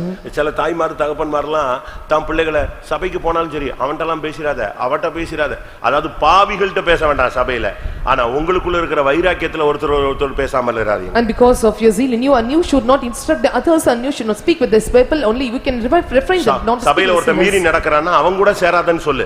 And you can tell if one is transgressing the law of the church and you can சத்தியத்துக்கு instruct விரோதமா them not to speak ஊழியத்துக்கு to them. விரோதமா ஊழியனுக்கு விரோதமா ஒருத்தன் எழும்புனானா அவன் கூட சேராதன்னு சொல்லு. ஆனா மத்த ஆவிக்குரியவர்களோடு உங்களுக்கு இருக்கிற தனிப்பட்ட கசப்ப பிள்ளைகளுக்குள்ள நீங்கள் வார்த்து விடாதீங்க. If they resist against the truth and the doctrines and the life and you can hinder them not to speak, but according to spiritual life and you should not hinder them not to speak with others. நீ அப்படிப்பட்ட ஒரு தாயாக இருக்க கூடாது. And you should not be like such a mother. ஒரு ஊழியக்காரனுடைய தலையை எடுத்துட்டு வான்னு சொல்லிட்டு வர்றது ஒரு தாய் ஏவலாமா அப்படி? Will a mother can urge to take the head of a servant of God? 2 நாளாகமம் 22:3 பார்க்கும் பொழுது அவன் தாறுமாறாய் துன்மார்க்கமாய் நடக்க அவனுடைய தாய் அவனுக்கு ஆலோசனைக்காரியாக இருந்தாள் என்று சொல்லப்பட்டிருக்கிறது. It is said in book of 2 Chronicles chapter 22 verse 3 to go in a very wicked way and the mother urged her. கர்த்தருடைய பரிசுத்த நாமத்துக்கு மகிமை உண்டாவதாக. May the God's holy name be glorified. யோபு 20ஆம் அதிகாரம் 2ஆம் வசனத்தை பார்க்கும் பொழுது When we look into book of Job chapter 20 verse 3, இப்பொழுது யோபுவுக்கும் நண்பர்களுக்கும் வார்த்தை போர் நடந்து கொண்டே இருந்தது. and now there were battling between the Job and his friends. Friends ஒரு வார்த்தை சொல்லுவான், உடனே யோபு அதுக்கு ஒரு பெரிய அதிகாரமே சொல்லிவிடுவான். And the friend will utter a word and he will tell a chapter for them. டென்ஷன்ல இவன் பேசுறத வச்சிட்டு இவன் 2 அதிகாரம் பேசுவான். And because of this tension and he will reply to இப்படி chapters. நண்பர்கள் மாறி மாறி மாறி பேசி 42 அதிகாரம் கொண்டு வந்துட்டாங்க. And they started to speak one another and they were crossed over the 42 நீங்க chapters. படிச்சு பாத்தீங்கன்னா When you read it, யோபின் சரித்திரம் 4 அதிகாரம் 5 அதிகாரத்துல முடிச்சிடலாம். the history of Job can be completed within 4 or 5 chapters. 2ஆம் அதிகாரத்தோட close. And it was closed by சாத்தானுடைய second chapter. போராட்டங்கள்லாம் முடிஞ்சிருச்சு. And all the conflicts of Satan was over. 40 41 42 இத சேர்த்துட்டா யோபின் சரித்திரம் எத்தனை அதிகாரத்துல முடிச்சிடலாம்? 5 சாப்டர்ல க்ளோஸ் பண்ணிடலாம். 41 42 and with these chapters and we can end the history of Job by 5 chapters. இடையில 37 அதிகாரமும் இவனுங்க பேசியே பைபிளை பெருசாக்கிட்டாங்க. And all these between the 37 chapters and they spoke and they have turned over the Bible. இவங்க 2-3 பேரும் சேர்ந்து லேசா யோபுவை தூண்டி விடுவானுங்க. And these three join and urge this provoke உனக்கு ஏன் இப்படி நடந்துச்சு? and why this happened to உன் you பிள்ளைகளுக்கு ஏன் இப்படி நடந்துச்சு? and why it happened to your நீ children பரிசுத்தவனா இருந்தா இப்படி நடக்குமா? and if you are a holy one it will happen to you. இத கேட்ட உடனே யோபு டென்ஷன் ஆயிடுவான். உடனே சொல்லுவான், என் உத்தமத்தை தூக்கி கொண்டு வந்து நிறுத்தி பாருடான்னு. And hearing this Job will be tense and he may tell and you can stand upright and you can analyze நீ them. யோபு சரித்திரம் படிச்சு பாத்தீங்கன்னா பிறந்த நாளை கொண்டாட மாட்டீங்க. And when you read the book of Job and you never you will யோபு celebrate the 3ஆம் birthday அதிகாரத்துல சொல்லுவான், என் பிறந்த நாள் சபிக்கப்படுவதாக start. and cursed me by birthday. அப்படிதானே? கரெக்ட்டா இருக்கா? 3ஆம் அதிகாரம் எந்த அதிகாரம்? 3ஆம் அதிகாரம் 8ஆம் வசனம். நாளை சபிக்கிறவர்களும் லிவியத்தானை எலும்பு பண்ணத்துக்கு அதை சபிப்பார்களாக. எப்படி? 3ஆம் அதிகாரம் 1ஆம் வசனமே இருக்கு. அதற்கு பின்பு யோபு தன் வாயை திறந்து தான் பிறந்த நாளை சபித்தான். பைபிள் இல்ல? கர்த்தருடைய பரிசுத்த நாமத்துக்கு மகிமை உண்டாவதாக. May the God's holy name be glorified. தன்னுடைய பிறந்த நாளை சபிக்கிறதுக்கு ஒரு அதிகாரம் எழுதிட்டாங்க. And he wrote the whole chapter to curse his birthday. எங்க அம்மா வயித்துல உருவானது தப்பு, நான் முதிரா பிண்டம் போல இருந்திருக்கணும், அப்பமே நான் கருவழிஞ்சு போயிருக்கணும், அப்பமே அபாஷன் ஆயிருக்கணும். அவன் பாட்டுக்கு வரிசையா என்னெல்லாமோ பேச ஆரம்பிச்சிட்டான், புலம்பதான். And he started to give a story and it was not being born on me and not found in the mother's womb. இப்படி பேசி பேசி வரும் பொழுது அதுக்கு பிறகு பைபிள் சொல்லுகிறது, யோபு 20ஆம் அதிகாரம் 2ஆம் வசனத்துல என் சிந்தனைகள் என்னை ஏவுகிறதுன்னு ஒருத்தன் சொன்னான். And when speaking like this and one urged by saying that my thoughts cause me to answer. உனக்குடைய வர்ற ஏவுதல் எல்லாம் நீ வெளிய வார்த்தையா கொண்டு வர கூடாது, உன்னை கண்ட்ரோல் பண்ணணும் நீ. And all the urging come out of you and you should not make it by words and you must control. ஒருத்தன் பேசிட்டானா உனக்கு 4 வார்த்தை பேசுறதுக்கு உனக்கு சிந்தை ஏவும். When you are speaking and 4 or 5 members may speak against you and you will head the urging to speak to நீ them. ஒரு காலத்துல கெட்ட வார்த்தை பேசி இருந்தவன் தானே? Because you are also once start to speak in அது bad. எல்லாமே ஹார்ட் டிஸ்க்ல உள்ள இருக்கு. And it was stored in hard disk. எல்லாம் மன்னிப்புங்கிறதுல நீ வெளிய வந்திருக்க. And because of this forgiveness it came உடனே சீண்டி விட்டு பேசிட்டான உடனே டபால்னு அந்த கெட்ட வார்த்தை நெஞ்சிரும். நம்ம ஆளுங்கிட்ட ஒரு சிலர் பாருங்க கெட்ட வார்த்தை பேச மாட்டாங்க, அவன் பேசனான்னு சொல்லி இவன் பச்சையா படபட படபட நம்மட்ட சொல்லி காட்டுவான். அப்ப என்ன அர்த்தம்? இவனுக்குள்ள ஏற்கனவே ஆல்ரெடி அது ஸ்டோர்ல இருக்கு. If others induced you to speak these words and you will start to speak the bad words which you have referred. அவன் சொல்லுகிறான், என் நண்பர் சொல்றான், என் சிந்தனைகள் எனக்குள் ஏவுகிறபடியால் நான் பேசுகிறேன். And his friend says my thoughts cause me to answer, for this I make to haste. உன் சிந்தை என்னெல்லாமோ ஏவும், அதெல்லாம் நீ பேசினா என்ன ஆகுறது? Your thoughts may provoke anything and you cannot speak all those things. யோபு 20ஆம் அதிகாரம் 3ஆம் வசனத்தை பார்க்கும் பொழுது when we look into book of Job chapter 20 verse 3, என் ஆவி பிரதியுத்தரம் சொல்ல என்னை ஏவுகிறது. and the spirit of my understanding causeth me to answer. உனக்குள்ள இருக்கிற ஆவி, உனக்குள்ள இருக்கிற சிந்தனை உன்னை ஏவும், அதெல்லாம் நீ வெளிய கொண்டு வர கூடாது, கண்ட்ரோல் பண்ணணும். Your spirit, your thoughts may urge you or make you to come out, but you should not do it and you must control. உனக்கு ஒரு கடிவாளம் இருக்கணும். And you must have the girdle in you. உனக்குள்ளே ஒரு ஏர் break இருக்கணும். And you must have air brake in you. அவன் பேசுவான், நீ பேச கூடாது. He may speak but you should not reply. உன் சிந்தனையில வர்றதெல்லாம் வார்த்தையா கொண்டு வர கூடாது. And that come in your thoughts you should not break my words. ஒருத்தனை வெட்டணும் அப்படினு இருக்கும், வெட்டிடுவே போறியா? இல்ல, ஆனா நீ நெஞ்சிர வாயை திறந்து வெட்டிடுவேன்னு சொல்லிடுவே, அதுதான் குற்றவாளியா மாறிடும். And you may have the urging to kill others and by words you may say that to kill you and that will make you an accuser. உன்னுடைய சிந்தனைகளுடைய ஏவுதலுக்கு நீ கீழ்ப்படிய கூடாது. உன்னுடைய ஆவியினுடைய பரிசுத்த ஆவி இல்ல, மனுஷனுக்குள்ள இருக்கிற ஒரு ஆவி இருக்கு, அந்த ஆவியினுடைய ஏவுதலுக்கு நீ கீழ்ப்படிய கூடாது. And for the urging of your thoughts and the urging of the spirit of man, and you should not obey for it, and you should not be subjected to it. இன்னைக்கு உனக்குள்ள இருக்கிற ஏவுதல் எப்படிப்பட்டதுங்கறத நீ சிந்திக்கணும். And check and what is the urging in you. நீ control பண்ணு. Control yourself. உன் மைண்ட்ல என்னெல்லாம் வரும் அதெல்லாம் வார்த்தையா வெளிய கொண்டு வர கூடாது. And anything may come in your mind, but you should not put out in the words. இதுக்கு ஒரு சிலர் சொல்லுவாங்க, எனக்கு மனசுல வைக்கவே தெரியாது, ஒளிச்சு வைக்கவே தெரியாது. அதாவது ஒரு பெரிய செயிண்ட் நினைச்சிட்டு பேசுவாரு, கடைசில மாட்டிக்குவாரு. And some used to say that I will not have the way to hide my heart, and like a saint they may openly say. கிறிஸ்துவனுடையவன் ரகசியங்களின் உக்கிரானக்காரன். And they that are of Christ, and they are the bishop of the deacons of காரியத்தை மறைப்பது ராஜாக்களுக்கு மேன்மை. And it is the greatness of the king to hide the matters. நீ எல்லாத்தையும் பேசணும்னு அவசியம் கிடையாது. It is not needed for to speak everything. வெளிய சொல்லணும்னு அவசியம் It கிடையாது. is not needed for you tell you out everything. நீ உன்னை கண்ட்ரோல் பண்ணனும். And you must control yourself. சிந்தனையில வர்றது உன் ஆவியில வர்றதெல்லாம் நீ வெளிய சொல்ல கூடாது. And that comes in your mind, and the thoughts and spirit you should not reveal it out. அவங்க மத்தவங்க பேசி பேசி பேசி உன்னை டியூன் பண்ணிட்டே இருப்பான். And some others may tune you and induce you. எப்படியாவது நீ ரெண்டு வார்த்தை பேசிர மாட்டியான்னு. And they may think that even you should not utter two words. ஒரு இடத்துல சண்டை நடந்துச்சு. In one place there was a fighting. ரெண்டு பேரும் அடிக்கடி சண்டை போடுவாங்க. And they used to often fight. ஆனா ஒரு நாள் சண்டையில in one day fighting அவர் பேசவே இல்ல. And he never speak. எப்படி? அதாவது கிளப்பி விட்டுட்டாரு, ஸ்டார்ட் பண்ணி விட்டாரு, இன்ஜினை ஸ்டார்ட் பண்ணி விட்டாரு. இந்த அம்மா கிட்ட இருந்து தாறு மாறா பேசுது, இந்த ஆள் பேசாம நின்னு கேட்டுட்டே இருந்தார். கடைசில பார்த்தா அவளும் டேப் ரெக்கார்ட் பண்ணிட்டான். And he induced him and பாருங்க, நான் ஒண்ணுமே பேசல, அந்த அம்மா பேசுனதெல்லாம் கேளுங்க. And he induced the sister. தெளிவா கொண்டு வந்து பாஸ்டர்ட்ட போட்டு கட்டா. And he induced the sisters to speak, and he started to record it. At last he made the recording to the pastor. Pastor tension ஆயிட்டார், இவ்வளவா பேசுனான்னு. And pastor got tensed. And அப்ப இவர் சொன்னாரு, pastor அவங்க பேசுனது இல்லையே ரெக்கார்ட்ல. அதானே அந்த அம்மா அன்னைக்கு வாயே திறக்காம நின்னாலே, அமைதியா நின்னா, அப்பதான் எனக்கு புரியாம போயிருச்சு. எப்படி இப்படிதான் பேசி அநேகர் சிக்கிக் கொள்கிறீர்கள். And this is what many are speaking, and you are entangled. உங்களுடைய ஆவி உங்களை ஏவும்.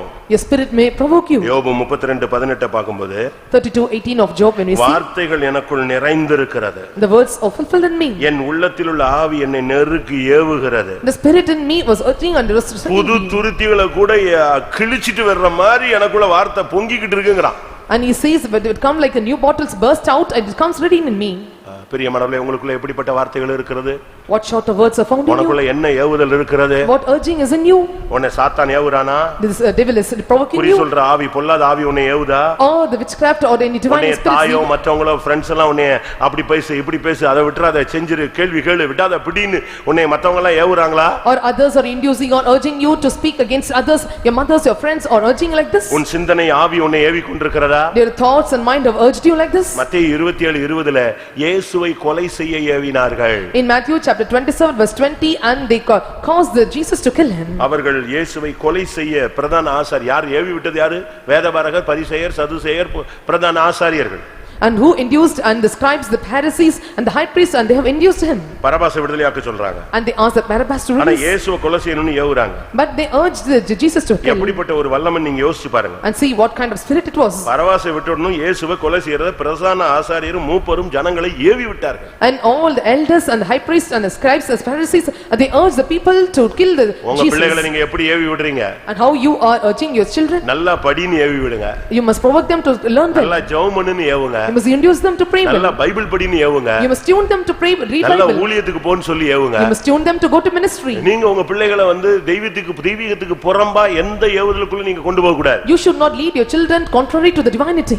இரண்டாம் ராஜாக்கள் 21:9 மனாசே தன்னுடைய ஜனங்களை தவறு செய்ய ஏவினான். And 2 Kings chapter 21:29, and Manasseh the king, and he urged the people to commit wrong இரண்டு thing. ராஜாக்கள் 21:9 ரெண்டு ராஜாக்கள் 21:9 2 Kings chapter 21:9.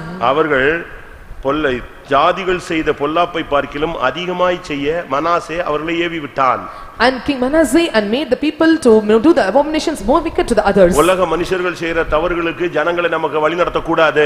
And for all the worldly things, and you should not make your children to go in this worldly way. தவறு செய்ய ஏவாதிருங்கள். And be not be urged to do the commit wrong பின்னால things. வர்ற ஜனங்களை நீங்க தவறுக்கு ஏவ கூடாது. And you should not make the people those are following you. முந்தில நீங்க படிச்சு பாத்தீங்கன்னா, சபை சரித்திரங்களை படிச்சு பாத்தீங்கன்னா, ஒரு போதகர் இருந்தாரு.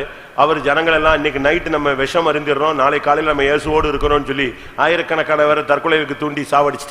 And we can see in the history of the churches, and one pastor made the church members to go to the prison, and they were making the pastor by telling that we are going to reach to his பாலாசியர் லாரின்னு ஒரு ஊழியக்காரர் இருந்தார். And பாலாசியர் தமிழ்ல தெரியாதா? பேர் அப்படி சொல்லுமா, அதுக்கு இங்கிலீஷ்லாம் கண்டுபிடிக்க வேண்டாம். பாலாசீர் லாரின்னு ஒரு ஆள் இருந்தான். And there was a person called Palasir Liar. உங்களுக்கு அநேகருக்கு கேள்விப்பட்டிருப்பீங்க. And many have heard about him. பயங்கர gifted person. And he was a gifted person. ஆனா ஒரு டைம் வந்தபோது When one time comes, மனுஷன் சந்திரன்ல கால் வச்ச உடனே இயேசு அங்கிருந்து கீழ இறங்கிட்டாருன்ட்டான். and he says when a man laid his leg on his son and Lord came down. Moon சந்திரனில மனுஷன் கால் வச்ச உடனே இயேசு அங்கிருந்து எங்க வந்துட்டாரு?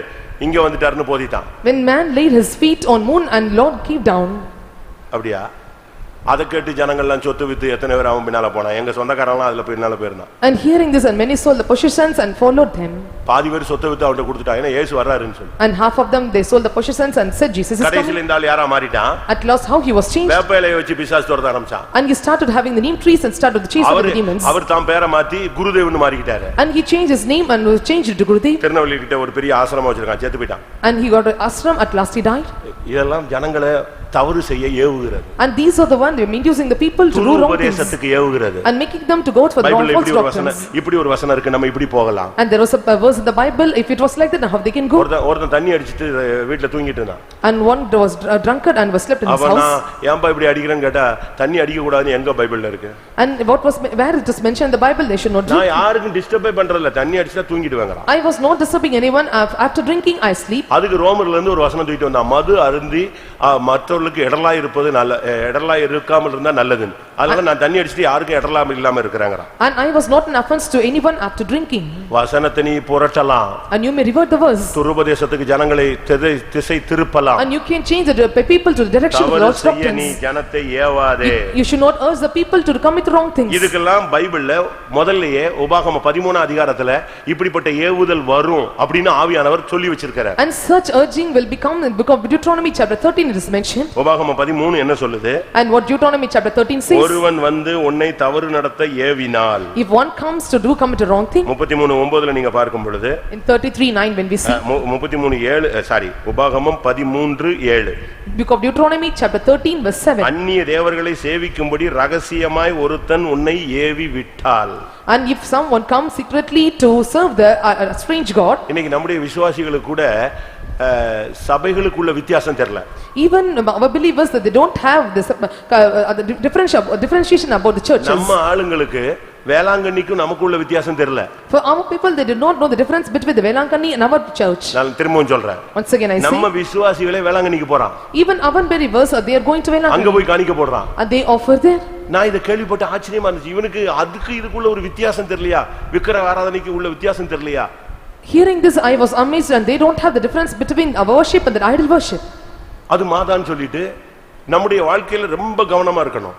And seeing that as Mada and we should be very careful in our life. அந்நிய தேவர்களை சேவிக்கும்படி ரகசியமாய் ஒருவன் ஏவி விட்டால் 10 வசனத்தின்படி அவனை கல்லெறிந்தே கொல்ல வேண்டும். And if they urge them to serve the strange god and according to verse 10 and they must stone and kill him. உன்னை பாத மாத்துறதுக்கு எவனாவது ஏவனானா அவனை கல்லெறிஞ்சு கொல்லணும்னு சொல்லி 10 வசனம் சொல்லுகிறது. Verse 10 says if someone comes to change your direction and you must stone and kill him.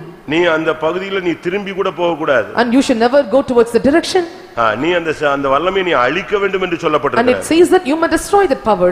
2 நாளாகமம் 18ஆம் அதிகாரத்தை பார்க்கும் பொழுது when we look into 2 Chronicles chapter 18 அங்கே 1-2ல பார்க்கும் பொழுது verse 1 and 2 தவறான ஐக்கியத்துக்கு ஏவி விட்டான். and they urged him for the wrong fellowship. தவறான சம்பந்தங்களுக்கு ஏவி விட்டான். And he provoked them for a wrong joining. சத்தியத்துல நீங்க தெளிவா இல்லன்னு சொன்னா உங்களை பிசாசு எங்கயாவது கொண்டு போய் எல்லாரும் கிறிஸ்தவன் சொல்லி ஒண்ணாக்கி விட்டுருவான். If you are not proper in doctrine and he may say that every Christianity or unite same and they will make them to join them. கர்த்தருடைய பரிசுத்த நாமத்துக்கு மகிமை உண்டாவதாக. May the God's holy name be glorified. இதுவரை நான் தவறான ஏவுதல்களை சுட்டிக்காட்டினேன். Until now I have pointed you out the wrong. இப்போ சரியான ஏவுதல் என்ன? Now what is the right urging? அதை நாம விளங்கிக் கொள்ள வேண்டியது அவசியம். We அவசியம். must understand that is very needed. வாலிபர்கள் இந்த மெசேஜ் நீங்க கேட்டு நீங்க பிராக்டீஸ் பண்ணி பயத்தோட நடுக்கத்தோட இருக்கணும். All the young people and you must hear this message, you must be fear, ஏன்னா you must உங்களை practice தான் this. குயிக்கா டைவர்ஷன் பண்ணலாம். And you are able to be quickly diverted. நீங்க டைவர்ட் ஆயிட்டீங்கன்னா ஹோல் லைஃப் அப்படியே பாதை மாறி போய்டும். When you are diverted the whole life will be diverted. ஏன்னா நீ இருவழி சந்தியில கட்டப்பட்ட ஒரு கழுதனி. Because you are the ash which was found in the two directions. கிழக்கா மேற்கான்னு உனக்கு தெரியாது. And you know what is south or north. தேவ சித்தம் என்னன்னு புரியாம தடுமாறிட்டு இருப்ப. And you may be இந்த stumbling டயத்துல உன்னை எங்க திருப்புறானோ அதான் உன் வழி. and where you are diverted and that is your way. அதனால தான் இயேசு சொன்னாரு இந்த ரெண்டு வழியில நீ போகாத எனக்கு வேணும்னு அழுத்திட்டு வான்னு சொன்னாரு. And Jesus said don't go on these two directions and you come on my way. அதனால இந்த விஷயத்துல ரொம்ப கவனமா இருக்கணும். And you must take heed in this matter. சின்ன வயசுலயே பரிசுத்த ஆவியின் ஏவுதல் உனக்கு தேவை. Even in this young age you must have the urging of the spirit of the Lord. Samson பிறந்தான். And Samson was born. அந்த பிள்ளை வளர்ந்தது. And that child was தேவன் grown. அவனை ஆசீர்வதித்தார். And the Lord blessed him. அவனை ஏவத் துவக்கினார். The Lord started to provoke him. அந்த பரிசுத்த ஆவியில நிரப்பப்பட்ட ஒரு வாழ்க்கை தான் ஏவுதல் உள்ள ஒரு வாழ்க்கை. And being filled by the spirit of God and that is the life being filled by this. அந்த அபிஷேகம் அவனை ஏவத் துவங்கின உடனே அவனுக்குள்ளே பல போராட்டங்கள் வந்தது. When the anointing started to urge him and he got many conflicts in his life. அந்த போராட்டம் என்ன? And what were the conflicts? அவனுக்குள்ளே கண்களின் இச்சை போராட ஆரம்பித்தது. And the lust of the eye started to strove in him. அபிஷேகம் வந்த பிறகு தான் உனக்குள்ள போராட்டம் ஜாஸ்தியாகும். When the anointing comes inside you and you will have more conflicts. இயேசு ஞானஸ்நானம் பெற்ற உடனே பரிசுத்த ஆவி இறங்கினது. பரிசுத்த ஆவி இறங்கின உடனே அவருக்கு போராட்டம் தொடங்கினது. When Jesus was baptized and when the spirit of God descended on him and conflict started. நியாயாதிபதிகள் 14:1 பார்க்கும் பொழுது அவனுக்கு கண்களின் இச்சை உண்டாகிறது. In book of Judges chapter 14 verse 1 we can see the lust of eye started இந்த to strove in கண்களின் him. இச்சைக்கு அவன் இடம் கொடுத்து போன பொழுது சிங்கம் அவனை எதிர்கொள்கிறது. When he gave room for the lust of the eyes a lion came against him. பாருங்க எவ்வளவு கரெக்ட்டா அந்த வல்லமை போராடுதுன்னு பாருங்க. And see how the power strove hard with him. ஆவியானவர் இறங்கிட்டாரு. The spirit of God came. இந்த நேரத்துல அவனுடைய கண்களின் இச்சைக்கு அவன் இடம் கொடுக்கறான். And this time he gave room for the lust of the இப்போ eyes. சிங்கம் உள்ள வருது. Now the lion came inside. அவனுடைய டார்கெட் என்னன்னா உன்னை இழுத்து கொண்டு போய் எப்படியா அழிச்சிரணும். And what is its target? To some to drag you and to kill you. ஆனா கிருபையுள்ள தேவன் என்ன பண்ணாரு? But what the gracious அந்த God. அபிஷேகம் பலமாய் அவன் மேல இறங்கிருச்சு. And the spirit of the Lord came mightily upon him. அவன் அந்த சிங்கத்தை கிழித்து தூக்கி எறிஞ்சிட்டு வெளியே He வரான். rent the lion and came out. ஆவிக்குரிய வாழ்க்கையில இந்த விஷயத்துல நீங்க கவனமா இருக்கணும். In the spiritual life you must take it in this matter. பரிசுத்த ஆவி உனக்குள்ள பலமாய் இறங்கணும். சாதாரண அபிஷேகம் அதனால தான் நாங்க சொல்றோம் நல்ல அபிஷேகத்துல நிரம்புங்கன்னு சொல்றோம். So I say you must be mightily fill in the anointing.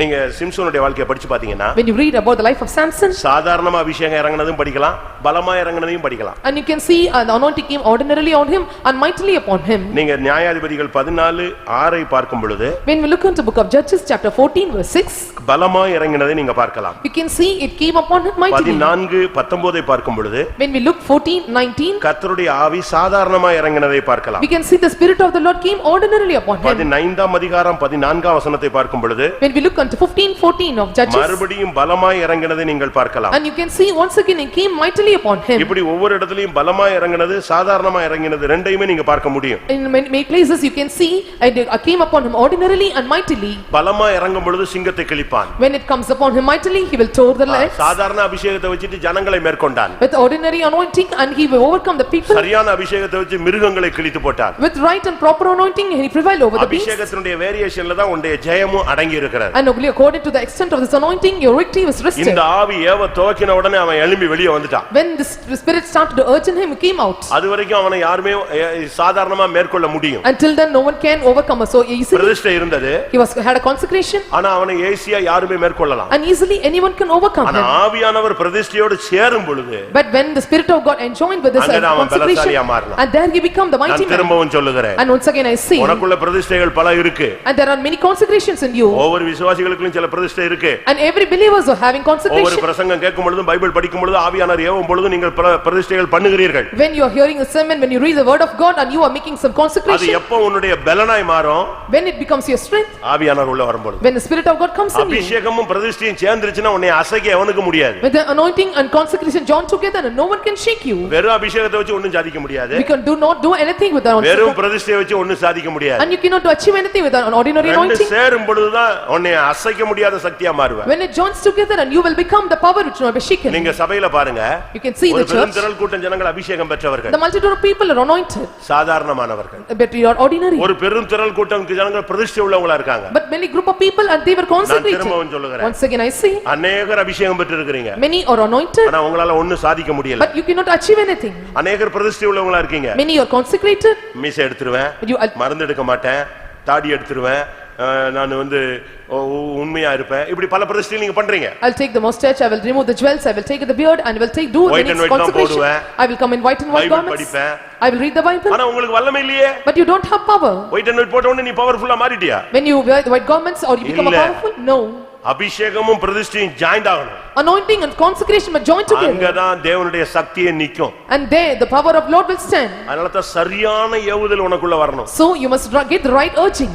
லூக்கா 2ஆம் அதிகாரம் 27ஆம் வசனத்தில் பார்க்கும் பொழுது When we look into book of Luke Gospel chapter 2 verse 27. அங்க என்ன சொல்லப்பட்டிருக்கிறது? And what it is said there? தேவ ஆவியின் ஏவுதலினாலே சிமியோன் என்கிற மனுஷன் தேவாலயத்துக்கு வந்தான். And by the spirit of the Lord's urging, and the man called Simeon came to the temple of God. நல்லா கவனிங்க. You hearken well. சர்ச்சுக்கு வர்றதுக்கு கூட உனக்கு ஒரு ஏவுதல் இருக்கணும். Even you come to the church, you must have the urging. திடீர்னு உன்னை ஆவியானவர் சபைக்கு போக சொன்னார்னா அது அந்த ஏவுதல் என்னங்கிறது நீ கண்டுபிடிச்சு வரணும். If the spirit of the Lord asks suddenly you to go to the temple of God, and you must understand the urging of the spirit of the Lord. சந்தேகத்துக்கு நல்ல இடம் கொடுக்கற. And you are giving a room for the undoubts. புருஷன் மேல சந்தேகம், பிள்ளை மேல சந்தேகம், மனைவி மேல சந்தேகம்னா உனக்கு செல் எடுக்கணும், நோண்டணும், பின்னாலேயே போணும், வண்டியில போணும், இதெல்லாம் கண்டுபிடிக்க தெரியுது. ஆனா பரிசுத்த ஆவியின் ஏவுதல் என்னங்கிறது உன்னால கண்டுபிடிக்க தெரியல. And when you having doubts on your children or your family members or your parents, and you will go after them, but when you have urged with the spirit of the Lord, you don't have the spirit to analyze it. ஒரு நாள் Simeon வீட்ல உட்கார்ந்திருந்தான். And one day Simeon sat in his ரொம்ப house, வயசான மனுஷன். and he was an old man, ஒரு தேவனுடைய மனுஷன். and he was a man of God, அவனுக்குள்ள எப்படியாயினும் இயேசுவை பார்க்கணும்னு ஆசை. and he had a desire somehow to see Jesus, மேசியாவை பார்க்கணும்னு ஆசை. and he had a desire to see கிறிஸ்துவை Messiah, பார்க்கணும்னு ஆசை. he had a desire to see Christ, அதுக்கு முன்னால செத்துற கூடாது. and we should not see before அவனுடைய the, ஒரே ஜெபம், ஆண்டவரே நான் சாகுறதுக்கு முன்னால இயேசுவை பார்க்கணும், and இயேசுவை before பார்க்கணும், I இயேசுவை die, பார்க்கணும். before I die, I must see Jesus. That is his அவனுடைய desire, ஆத்துமாவுடைய ஓலமே அதுதான். and that is the groaning of his soul. அப்ப ஒரு நாள் திடீர்னு ஆவியானவர் அவனை எழுப்புறார். And one day the spirit of God provoked him, போ தேவாலயத்துக்கு போ. go to the temple of God, தேவாலயத்துக்கு வர்றான். and he came to the temple of அன்னைக்கு யாரை God. பார்த்தான்? Whom he saw? மேசியாவை பார்த்தான். He saw அந்த Messiah, குழந்தையை கையில எடுத்து வச்சு வாழ்த்துறான். நான் எனக்கு இனிமே ஒண்ணு இல்ல இந்த உலகத்துல, நான் சமாதானத்தோடு உம்மிடத்துல வர்றேன். and he took the child and blessed it, and with peace I will depart the world. தேவ ஆவியின் ஏவுதலினால் தேவாலயத்துக்கு வந்தான். By the spirit of the Lord's urging, he came to the temple of God. அவன் எங்க போனாலும் அபிஷேகத்தினுடைய ஏவுதல்ல தான் வெளியே வருவான், உள்ள போவான். Wherever he goes, and with the urging of the spirit, he will move inside and comes out. Mark 1ஆம் அதிகாரம் 12ஆம் வசனத்தை பார்க்கும் பொழுது, When we look into book of Mark chapter 1 verse 12, இயேசு ஏவப்பட்டார். and Jesus was urged, உடனே ஆவியானவர் அவரை வனாந்திரத்திற்கு போகும்படி ஏவினார். இயேசுவை ஆவியானவர் ஏவினார், அவர் வனாந்திரத்துக்கு போனார். and the spirit of God urged Jesus, and he went to wilderness. ஆவியானவர் ஏவும் பொழுது உனக்கு நேரா பரலோகம் நினைக்க கூடாது, ஆவியானவர் உன்னை வனாந்திரத்துக்கும் போக ஏவுவார். And when you spirit of the Lord is urging you, and you should not think that you will reach to heaven, and he may take you to wilderness. அங்கே பயங்கரமா சோதிக்கப்பட்டார். And he was tempted more, ஒன்றல்ல ரெண்டல்ல 3 சோதனைகள் அவருக்கு அளிக்கப்பட்டது. not 1 or 2 or 3 temptations, and 3 temptations was given to him. ஆவியானவரால ஏவப்பட்டு போனதுனால அவருக்கு ஜெயம் கிடைச்சது. He was urged by the spirit of the Lord, so he got victory. ஆவியானவரால் ஏவப்படாமல் நீ படுகிற சோதனைகள் அனைத்தும் உனக்கு வீழ்ச்சி. And when you are not urged by the spirit of God, when you are moving, and everything will be a failure for you. ஆவியானவரால் ஏவப்பட்டு நீ வனாந்தரத்துக்கு போனீனா உனக்கு ஜெயம். When you are urged by the spirit of the Lord, when you reach wilderness, and you there is a victory. அதனால தான் இயேசு ஆவியானவரால் ஏவப்பட்டு வனாந்தரத்துக்கு போனார், காட்டு மிருகங்களுடைய சஞ்சரித்தார், அங்கே அவர் சோதிக்கப்பட்டார். ஆனால் தேவ ஊழியர்கள், தேவ தூதர்கள் அவருக்கு ஊழியம் செய்தார்கள் என்று அடுத்த வசனம் சொல்லுகிறது. And the spirit of God urged Jesus to go to the wilderness. With the urging, he went to the wilderness, and he was tempted by Satan, and he was with the wild beasts, but the angels of God ministered him. இயேசுவா இருந்தாலுமே ஆவியானவருடைய ஏவுதல் தேவைப்பட்டுச்சுங்க. Even if for Jesus, and there is a need of the spirit of God urging. வயசானாலும் சிமியோனுக்கு தேவாவியின் ஏவுதல் தேவைப்பட்டது. Even the Simeon was old in age, and he was in need of the urging of the spirit. வாலிபனான சிம்சோனுக்கு ஆவியின் ஏவுதல் தேவைப்பட்டது. And even for the young Samson, there is a need of the spirit of the Lord urging. Ezra 1ஆம் அதிகாரம் 1ஆம் வசனத்தை பார்க்கும் பொழுது, When we look at the book of Ezra chapter 1 verse 1, Ezra 1:1, எரேமியாவின் வாயினாலே கர்த்தர் சொன்ன வார்த்தை நிறைவேறும்படி பெர்சியாவின் ராஜாவாகிய கோரேசுடைய 1ஆம் வருஷத்திலே கர்த்தர் பெர்சியாவின் ராஜாவாகிய கோரேசின் ஆவியை ஏவினதினாலே, பெர்சியாவின் ராஜாவாகிய கோரேசின் ஆவியை தெய்வம் ஏவினார். and he stirred up the spirit of the Cyrus, the king of Persia. 5ஆம் வசனத்திலே நாம் இந்த பகுதியை பார்க்கலாம். And we can see this part in 5th எவர்கள் verse. ஆவியை தேவன் ஏவினாரோ அவர்கள் எல்லாரும் எழும்பினார்கள். With all them whose spirit God have raised up, and they all stood up. எதற்காக ஆவியை ஏவினார்? Why he stood up the தேவ spirit? ஆலயத்தை கட்டும்படியாக. To build the temple of God. பரிசுத்த ஆவியானவர் உன்னுடைய ஜீவியமாகிய ஆலயத்தை கட்ட உனக்குள்ள ஒரு ஏவுதல் கொடுக்கணும். And Holy Spirit must give you a urging or stirring up to build up the temple of God, your life. நீ தேவாலயம் கட்டும்படியாக எழுப்பப்பட்டவன். You are the one who was risen up to build the temple of God. அதனால Ezra 1:2 நாம இந்த வார்த்தையை பார்க்க முடியும். So you can see in book of Ezra chapter 1 verse 2. எருசலேமிலே தனக்கு தேவனுடைய ஆலயத்தை கட்டும்படி தேவன் எனக்கு கட்டளையிட்டிருக்கிறார். And he charged me to build him a house at Jerusalem. எப்பொழுதும் உன்னுடைய ஜீவியத்தை குறித்த ஒரு ஏவுதல் உனக்கு இருக்கணும். And you must always having the urging about your உன்னுடைய life, விசுவாசத்தை குறித்த ஒரு ஏவுதல் இருக்கணும். about your faith. உன்னுடைய பரிசுத்தத்தை குறித்த ஒரு ஏவுதல் இருக்கணும். And urging about your holiness. ஜெபிக்கக்கூடிய ஒரு ஏவுதல் இருக்கணும். Urging up to pray. எப்ப பார்த்தாலும் உனக்குள்ள ஆவியானவருடைய ஒரு தூண்டுதல் நடந்துகிட்டே இருக்கணும். And whatever time it may be, there must be the inducing of spirit of God in you always. நீங்க பாருங்க இந்த சென்சார் மெஷின்ல நீங்க பார்த்திருப்பீங்க. And you can see in the sensor machine. அதாவது கையை விட்டா உடனே இல்ல தலையை காட்டினா சத்தம் கொடுக்கும், சிக்னல் கொடுக்கும். When you stick out your hands or அப்படிதானே? கட்டிங் மெஷின்ல சென்சார் வச்சிருக்கான். in the cutting machine there was a sensor. கையை நீங்க அந்த ஒரு லிமிட்ல கையை நீட்டிட்டீங்கன்னா உடனே என்ன செஞ்சிரும்? கட் பண்ணாது, நிப்பாட்டி. In a particular limit when you are sticking your hands and it will not cut your hands. பாதுகாப்புக்கு சென்சார் வச்சிருக்காங்க. And for protection there was a sensor. ஒரு இடத்தை ஒருத்தன் கிராஸ் பண்ணிட்டானா கத்த ஆரம்பிச்சிரும். If a person crosses a particular limit it will start to shout. அதே நேரத்தில் at the same time அங்கே பவர் சப்ளை இல்லாவிட்டால் அந்த சென்சார் என்ன செய்யாது? வேலை செய்யாது. when there was no power supply the sensor will not work. அதுபோல likewise உனக்குள்ள தேவ ஆவி இருக்கு, ஆனா சரியான அக்கினி இல்லாவிட்டா வேலை செய்யாது. and spirit of God is in you but there is no proper fire and it will not work. ஒரு ராஜாவுடைய ஆவியை தேவன் ஏவுறாரு. and the Lord is stirring up the king's heart. அதுபோல நீ ஒரு விசுவாசி, நைட் 10 மணிக்கு தேவன் ஆவியான ஏவுவார், இன்னைக்கு ஜெபம் பண்ணுன்னு. You are a believer at night 10 o'clock the spirit of the Lord may urge you to நீ pray. அபிஷேகம் பெற்றவனா இருக்கலாம், அபிஷேகம் ஏவாம நீ தூங்கிட்டு இருக்கணும் இருக்கலாம். if you are an anointed one or if you are maybe without anointing sleeping. ஆனா அபிஷேகம் சரியா இருந்தா தேவ ஆவியானவர் உன்னை ஏவுவார். but if there was a right anointing the spirit of the Lord will urge you. எவர்கள் ஆவியை தேவன் ஏவினாரோ அவர்களெல்லாம் எழும்பினார்கள். and they that have with them the spirit of the Lord stood up and they rose. உங்க குடும்பத்துல 4 பேர் இருந்தா 4 பேர் ஆவியை தேவன் ஏவினார்னா 4 பேரும் நைட்ல உட்கார்ந்து ஜெபிக்க ஆரம்பிச்சிருவீங்க. if 4 in your family have the spirit of the Lord is urging them to pray and you will start to pray. அடுத்ததாக nextly 1 சாமுவேல்ல பார்க்கும் பொழுது when you look into 1 Samuel 10ஆம் அதிகாரம் chapter 10 26ஆம் வசனத்தை நீங்கள் பார்க்கும் தூங்க கூடாது. முன்னால உட்கார்ந்து தூங்குனீங்கன்னா பின்னால போய் உட்கார்ந்துக்கணும். என்ன அது வசதியா இருக்கும். அப்படியே போய்லாம் வெளிய நிச்சு போலாம், ரவுண்ட் அடிக்கலாம். 1 சாமுவேல் 10ஆம் அதிகாரம் 26ஆம் வசனம். 1 Samuel chapter 10 verse 26. அங்க என்ன சொல்லப்பட்டிருக்கிறது? what it is said there? சவுலோடு போகும்படியாக ராணுவத்தில் யாருடைய ஆவியை ஏவினார்களோ அவர்கள் எல்லாம் சவுலோடு யுத்தத்துக்கு புறப்பட்டார்கள். and Saul also went to home with them they that were urged by this God. தேவன் யாருடைய மனதை ஏவினாரோ அவர்கள் கர்த்தருக்காக யுத்தத்துக்கு எழும்பினார்கள். and they that were whose hearts were touched by God and they started to go for war. கடைசி காலம். and these are the last days. கர்த்தருக்காக நாம் எழும்ப வேண்டிய காலம். these are the time that we must rise up for God. நீ ஓட்டத்தை முடிச்சினா நீ எனக்காக என்ன செய்தான்னு கேட்பாரு. if you end your race and the Lord will ask what you did for me. நான் உனக்காக செத்தேன். I died for you. உனக்காக ரத்தம் சிந்தினேன். I shed my blood உனக்காக for நான் you. மரணத்தை ருசி பார்த்தேன். I tasted death for you. நீ எனக்கு என்ன செஞ்ச? and what you did for me. நீங்க என்ன சொல்லுவீங்க? what you will see. நான் தான் ஒழுங்கா தசமபாகம் கொடுத்திருக்கேன். அது லிஸ்ட்லயே வராது. and rightly I gave tithes and it will not come in list. ஒரு தகப்பன் ஒரு பிள்ளை வந்து அம்மாவை பார்த்துட்டு நான் உனக்கு சோறு போட்டேன் அப்படின்னு சொல்றது அது பெரிய சாதனையா? is it a great achievement? உன்னை பால் ஊட்டி வளர்த்தாங்க, நீ இப்போ கஞ்சி ஊத்தி வளர்க்கற பராமரிக்கிற, அப்படிதானே? கரெக்ட் தான் நான் சொல்றது? ஒரு காலத்துல அவங்க பால் ஊட்டி சீராட்டி உன்னை வளர்த்தாங்க, நீ இப்போ ஒரு பிளேட்ல தனியா போட்டு சோறு போட்டு எங்கேயோ வாசல்ல ஒரு ரூம் வச்சு ஓரங்கட்டி வச்சிருக்கிற. and once they cared you by giving milk but now you are giving some plate of food and you made them to sit in a corner. அப்படிதானே? இதுதானே நீ செஞ்சிருக்கிற. இன்னைக்கு கர்த்தருக்காக உனக்கு எழும்பி நிக்க முடியுமா? are you able to stand up for God? இது விசுவாச பாதை ஒரு ராணுவம். and this path of faith is like a military. மரணத்துக்கு துணிந்து நிக்கிற ஒரு வாழ்க்கை. and this is the thing that we are standing for bold for Israel. ஆவியானவர் உனக்குள்ள மனதை ஏவணும். and here your spirit of God must urge your heart. உன்னால ஒரு நைட் கூட நிம்மதியா தூங்க விட கூடாது உன்னை ஆண்டவர். and Lord should not make you to sleep one night so ஒரு peacefully. நைட் நீ நிம்மதியா தூங்கிட்டேனா அன்னைக்கு நைட் உனக்குள்ள ஆவியானவர் ஏவுதல் இல்லன்னு அர்த்தம். and if you sleep peacefully in a single night then there is no urging of spirit in you. என்னடா இது வித்தியாசமா பேசுறாரே அப்படின்னு யோசிக்கிறீங்க. தூங்க விட மாட்டார் போல இருக்குனா. ஒரு நைட் நீ ஒரு ஆவிக்குரியவன் தூங்கிட்டீனா உனக்கு அன்னைக்கு நைட் என்ன இல்லன்னு அர்த்தம்? ஆவியானுடைய ஏவுதல் இல்ல. மனவாட்டி தூங்கினாள், என் வஸ்திரத்தை கலத்தி போட்டேன்னு. யார் தட்டிட்டு இருக்கா? யார் தட்டுறா? கதவை திற, ஒரு சத்தம் கேக்குது. if a spiritual man is sleeping peacefully one night and there is no the urging of the spirit of the Lord in me and he says that my risk is sleeping. ஆவிக்குரியவனுக்கு இந்த உலகத்துல deep sleep கிடையாது. for a spiritual man there is no deep sleep in this world. அவனை எழுப்பிட்டே தான் இருப்பாரு. and he will keep waking him.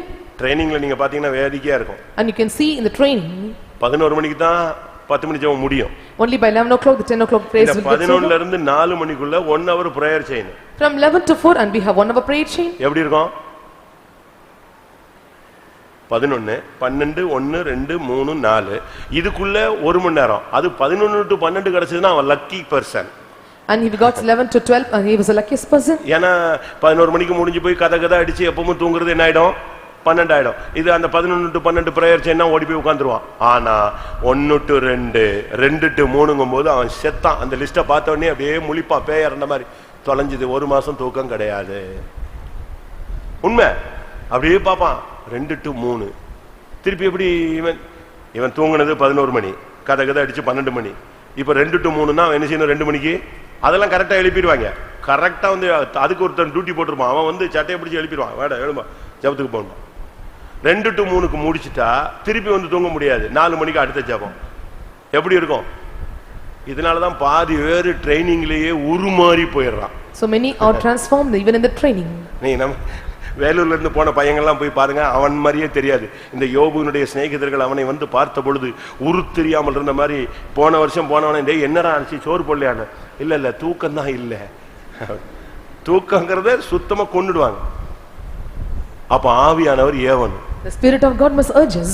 இது போக 4 to 5 ஜபம் முடிச்சு 1 hour அந்த பிரேக், அதுக்குள்ள பல்லுக்குள்ள வெடிச்சு காப்பி கீப்பி குடிச்சிட்டு 6 மணிக்கு வந்து உட்கார்ந்தா அவன் அப்படியே பேய் அந்த மாதிரி ஆடிட்டே இருப்பான். 6 to 7 ஆக்ஷன் ஆகிட்டே இருப்பான். அவனை தூக்கத்தை சுத்தமா வச்சிருவாங்க. And completely the driver was sleeping. உன் ஆவியை, உன் மனதை தேவ ஆவியான ஒரு ஏவனாதான் இதை நீ சாதிக்க முடியும். If the spirit of God urge your spirit and your heart, and you can do achieve something. எங்க செட்ல நாங்க ஒரு 40 பேர், எங்க பேட்ச் 84 பேட்ச் வந்து 40 members. And 84 batch we are 40 members. அதுல 10 பேரை மெயின்ல பிடிச்சு வச்சுக்கிட்டாங்க. And the 10 and they caught them in main. அதுல ஒரு ஆள் நானு. And one of them was I. அந்த 30 பேரை வெளியே அனுப்பிட்டாங்க transfer. And the 30 was transferred. 10 பேரை நிப்பாட்டிக்கிட்டாங்க. And the 10 was stopped there. அது ஒவ்வொருத்தருக்கும் ஒவ்வொரு speciality. For everyone there was a specialty. ஒரு 2 பேர் சீஃப் பாஸ்டர் கவனிக்கிறவங்க. And 2 carrying the chief 2 பேர் pastor. Account. And 2 for accounts. ஒரு ஆள் பிரஸ். 1 for press. ஒரு ஆள் டிரைவிங். 1 for driving. ஒரு ஆள் வெல்டிங். And 1 for welding. ஒரு ஆள் மேசன். And 1 for mason. நான் வந்து ஹார்ட் வொர்க்கர். அதாவது என்ன வேலை சொன்னாலும் செய்யறதுக்காக என்னைய பிடிச்சு வச்சிருந்தாங்க. And I was appointed to any work as a hard worker. அதனால தான் எனக்கு ட்ரான்ஸ்ஃபர் இல்ல.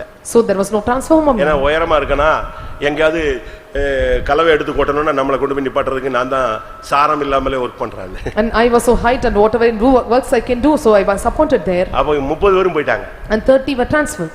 இப்போ ஒருத்தர் வந்து எனக்கு ஒரு அசிஸ்டன்ட் வேணும்னு போராடுறாரு. And one so hard to get the assistant for him. அவர் ஒரு famous preacher. And he was a famous preacher. ஏப்பா எனக்கு வாரத்துக்கு 4 கூட்டம் இருக்கு, என்னால முடியாது. I have 4 meetings in a week. செவ்வாய்க்கிழமை ஒரு கூட்டம் இருக்கு, புதன்கிழமை ஒரு கூட்டம் இருக்கு, வியாழக்கிழமை ஒரு கூட்டம் இருக்கு. நான் செத்தே விடுவேன், என்னால போக முடியாதுன்றார். And Tuesday, Wednesday and Thursday I have continuous meetings. நான் எல்லா இடத்துலயும் போய் என்னால மீட்டிங் எடுக்க முடியாது. எனக்கு ஒரு அசிஸ்டன்ட் கொடுன்னு போராடுறார். I cannot conduct all the meetings, so it is so hard to get an assistant. வேற வழி இல்லாம 10வது ஆள் நானு. At last the 10th person it was me. இருக்கிற 10வது ஆள்ல நான் தான் 10வது ஆள். And among the 10th person I was the 10th person. அவங்க எல்லாம் வெல்டர் அது இதுன்னு ஒவ்வொரு குவாலிஃபிகேஷன் வச்சிருக்காங்க. நம்ம ஒண்ணு லேபர் லிஸ்ட்ல நான் நின்னுட்டு இருந்தேன். And they are all having some qualification in labor list I stood. அப்படினா இவனை கொடுக்கலாம். எதுக்கு? மெட்ராஸ்ல கொடுக்கலாம். அப்படினா தான் இவன் என்ன செய்வா? எமர்ஜென்சிக்கு எடுத்துக்கலாம்னு தான் என்னை மெட்ராஸ்ல விட்டாங்க. அதுல தான் நான் மெட்ராஸ்ல மாட்டினேன். இல்லன்னா எங்க இருப்பேன்னு எனக்கே தெரியாது. ஆனா அங்க வந்த பிறகுதான் ஊழியத்தினுடைய வித்தியாசமான போக்குகள் எல்லாம் புரிந்து கொள்ள முடிந்தது. After returning to the place I am able to see the many ways in ministry. உன்னுடைய ஆவியை தேவன் ஏவணும். And your spirit must be urged by God. உன்னால நிம்மதியா தூங்க விட கூடாது. And you should not allow to sleep peacefully. ஒரு பாரதத்துக்கு உள்ள வச்சு எழுப்பிடுவார். And he will give you a burden to wake you up. போராடு. You must strive. அந்த ஆத்துமாவுக்காக ஜெபம் பண்ணு. And strive for the soul. அந்த சபைக்காக ஜெபம் பண்ணு. And pray for the church. இப்படி தேவன் உன்னை எழுப்பிக்கிட்டே இருப்பானோ ஏவணும். And God will urge you and make you to do all these அப்படி ஒரு பிராக்டீஸ் வந்துருச்சுனா நீங்க தான் ஜெய ஜீவியம் செய்றீங்கனா. When you have this practice and you are doing the overcoming life. நீ ஜெபிச்சிட்டே இருக்கும், நீ வீட்ல இருக்கும் பொழுது ஆவியானவர் சொல்வார் நீ புறப்படு. You may keep praying and the spirit of God may urge you to depart. நீ கரெக்ட்டா போனினா அங்க ஒரு பிரச்சனை இருக்கும். When you go there and there will be a particular problem. அவங்க ஜெபிச்சிட்டு இருப்பாங்க, நீ வரணும்னு அவங்க ஜெபிச்சிட்டு இருப்பாங்க. And they will be keep praying that you must come there. அது மாத்திரமல்ல. Not only that.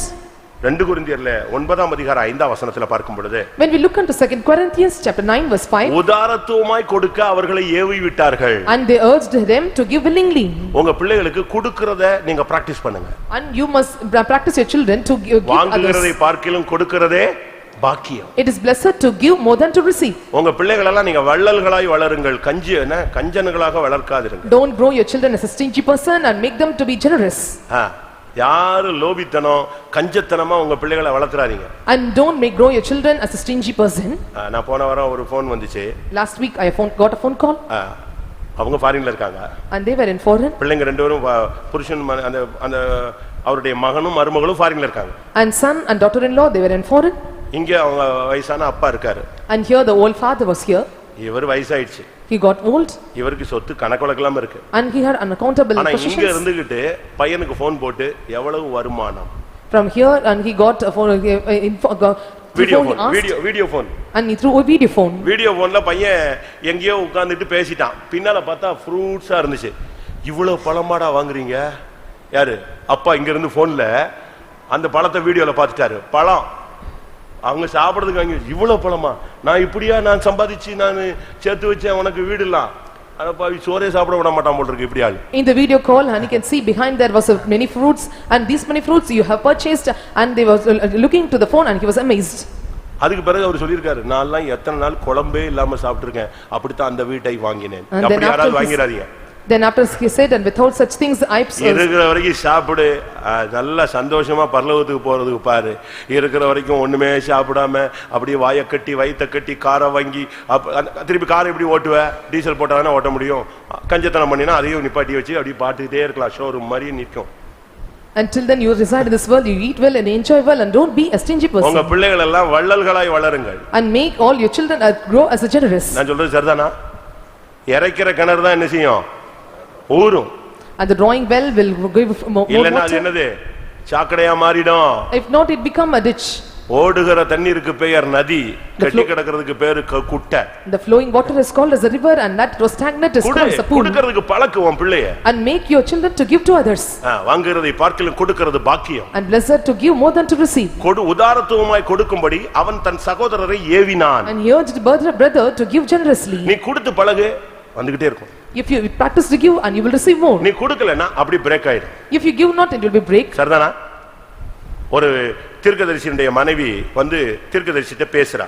A wife of the prophet came and speak to the prophet. அப்ப உன் வீட்ல என்ன இருக்குன்னு கேக்குறான். And he asked what is in your house? ஒரு குடம் எண்ணெய் இருக்குங்க. And he said one pot of oil. இருக்கிற குடத்துல எல்லாம் ஊத்திக்கிட்டே நிரம்பிக்கிட்டே இருக்கும். And in the pot that you have you just pour it and it will be filled. எல்லா வீட்ல இருந்து வாங்கி வச்சு எத்தனை குடம் வந்தாலும் ஊத்திக்கிட்டே இருன்னு சொன்னா. And how many pots you have you get from other houses and you fill it. குடம் இல்லை என்று சொன்ன உடனே எண்ணெய் நின்று போய். And when she says there was no pot and the oil கொடுக்கிற மனசு உனக்கு இல்லையோ தேவன் உனக்கு கொடுப்பதை நிறுத்தி விடுவார். When you don't have the heart to give and the Lord will stop it. எழுதி வச்சுக்கோ நீதிமொழிகள்ல.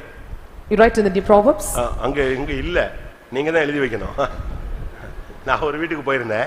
I went to a house. ரெண்டு அக்கா தங்கச்சிக்கு பயங்கர சண்டை. For both the sisters and the rest. கடைசில காம்ப்ரமைஸ்க்கு என்னைய கூப்பிட்டாங்க. ரெண்டு கல்யாணம் ஆகாத சின்ன பிள்ளைங்க தான்.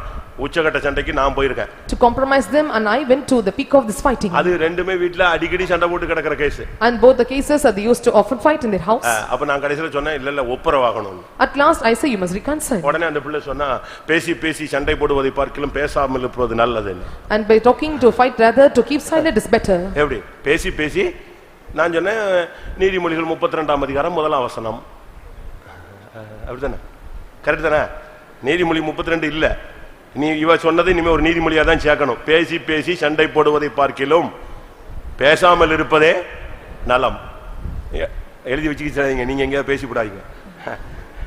நான் எதுக்கு இதை சொல்றேன்னா நாம இந்த நாட்கள்ல பிள்ளைகளுக்கு ஏவணும் கொடுக்கிறதுக்கு பழக்கணும். Why I say this and you must urge your children to give and you must have them practice to do this. கஞ்சத்தனம் பண்ணாத. And don't be stingy. ஒரு சிலர் எல்லாம் ஏழைகளுக்கு கொடுப்பாங்க. என்ன கொடுப்பாங்க தெரியுமா? இவன் போட்டு கிழிஞ்சு போன Dress கொடுப்பான். And some இவன் போட்டு முடிச்சிட்டான் அத கொடுப்பான். அத வந்து பெரிய தான தர்மம் மாதிரி கொடுக்க கூடாது. And some they give their old garments to the poor people and உன்னை நேசிக்கிறது போல பிறனை உன்னை நேசிக்கிறேன்னா நீ அந்த கிழிஞ்ச சட்டையை போட மாட்டீல்ல, நீ புதுசு போடுறீல்ல, அப்ப நீ எது செய்ய? உன்னை நேசிக்கிறது மாதிரி பிறனை நேசினா நீ புதுசு வாங்கி கொடுன்னு அர்த்தம். And love others as you love yourself and you must give them a new garments. எப்படி இருக்கு? உபதேசம் வித்தியாசமா இருக்கா? உங்களுக்கு எப்படி சரியா வருதா? பைபிள் என்ன சொல்லுது? What does the Bible say? உன் பிள்ளைய நீ கொடுக்கிறதுக்கு ஏவி வளர்க்கணும். And you must urge your children to give, be generous நீ to others. கொடுக்க கர்த்தர் கொடுத்துக்கிட்டே இருப்பார். When you give to others and the Lord will give to you. தேவன் உனக்கு கொடுக்கிறதுக்கு உன்னுடைய புத்தியை பொறுத்து தான் கொடுத்துக்கிட்டே இருப்பார். And only according to the understanding the Lord will make them to give to others. ஆனா ஒரு சிலர்லாம் ரொம்ப கஞ்சத்தனமா இருக்காங்க. பரவாயில்லை, அவனுக்கு சேர்த்து வைக்கும்படி தொல்லையை கொடுத்திருக்கிறார்னு பைபிள் சொல்லுது. But some are so stingy and the Bible says and the Lord have given you trouble to gather up. பிரசங்கில என்ன சொல்லிருக்கு? And what it is said in Ecclesiastes. மத்தவனுக்கு சேர்த்து வைக்கும் தொல்லையை உனக்கு ஏற்படுத்தி வைத்திருக்கிறார். அப்படிதான் பைபிள் சொல்லுகிறது. சொல்லிட்டே இருங்க. மத்தவனுக்காக சேர்த்து வைக்கிற தொல்லையே உனக்கு And வச்சிருக்காரு. the Lord have given you the trouble to gather up for the others. மத்தவனுக்காக நீ செல்வத்தை சேர்த்து வச்சிட்டே இருக்கலாம். And you can gather up by giving a trouble for the அது ஒரு others. தொல்லை. நீ அந்த தொல்லையை ரொம்ப இன்ட்ரஸ்டா செய்யற. And that is a trouble and you are doing the interestly doing the trouble. அதனால இந்த விஷயத்துல நீங்க ரொம்ப கவனமா இருக்கணும். And you must take it in this matter.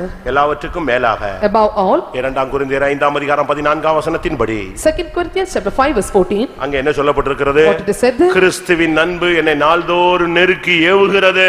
And the spirit of God's love, Christ's love is ஒரு ஆவிக்குரிய கடைசி ஏவுதல் கிறிஸ்துவின் அன்பு உள்ள வரும் பொழுது உன்னால சும்மா இருக்க முடியாது. When the love of Christ comes inside you and you cannot keep silent.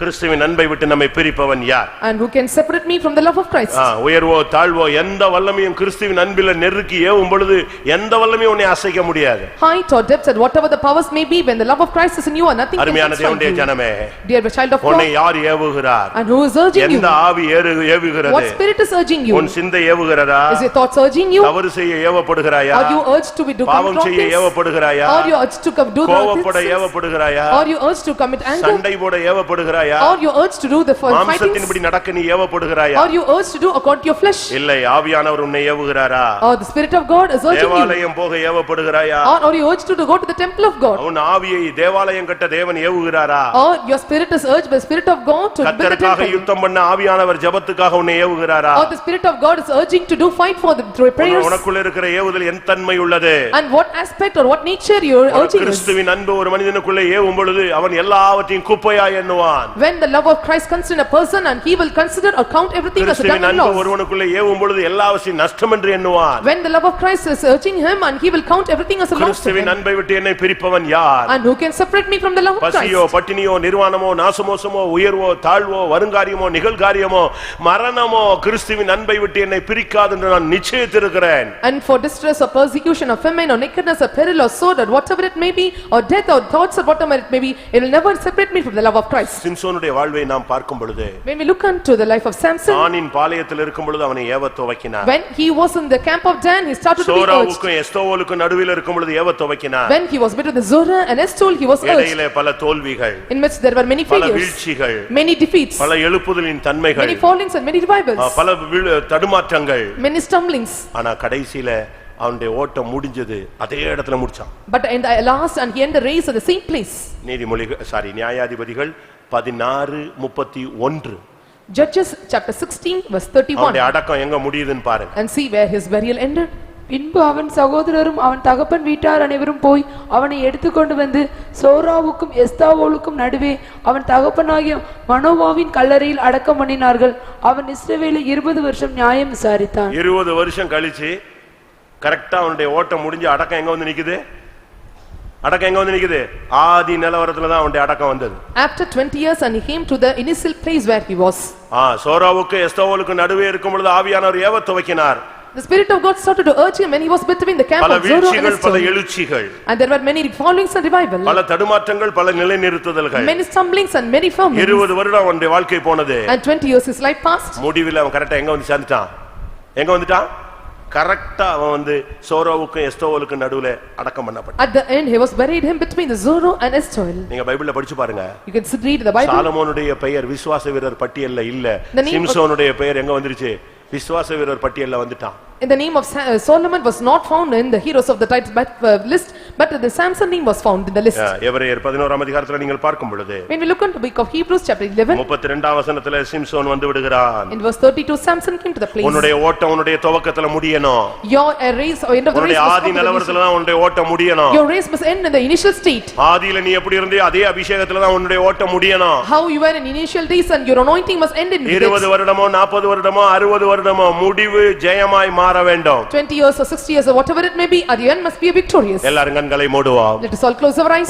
உன்னுடைய துவக்கம் எங்கேயோ அங்கேயே உன்னுடைய மகிமையான முடிவும் இருக்க வேண்டும். And where is your beginning and there must be your glorious end. ஆதி நிலவரத்துக்கு உன்னை திரும்பி வரும்படியாக இந்த கால வேளையில ஆவியானவர் உன்னை அழைக்கிறார். The spirit of God is calling you in this morning time to come to the earlier state. அப்படினா என்ன அர்த்தம்? What does it mean? மறுபடியும் ஆவியானவர் உன்னை ஏவ துவக்கி வழிநடத்த விரும்புகிறேன் என்று உன்னோடு பேசுகிறார். The spirit of God is speaking to you once again. He will urge you and come to the former state. ஒருவேளை கடந்த காலங்களிலே நீ தவறான ஏவுதல்களுக்கு இடம் கொடுத்திருக்கலாம். Perhaps you have given room for the wrong urging in your past days. அதனால உன்னுடைய தரிசனம் இழந்து போயிருக்கலாம். And because of that you have lost your உன்னுடைய vision. குடும்ப வாழ்க்கையை நீ இழந்து You may போயிருக்கலாம். lost your family life. உன்னுடைய தனிப்பட்ட வாழ்க்கையை இழந்து You போயிருக்கலாம். may lost your personal life. உன்னுடைய அந்தரங்க வாழ்க்கை தீட்டுப்பட்டு போயிருக்கலாம். And your secret life may be defiled. ஆனால் உன்னுடைய எல்லா மேன்மையை நீ இழந்து போயிருக்கலாம். And you have lost your greatness.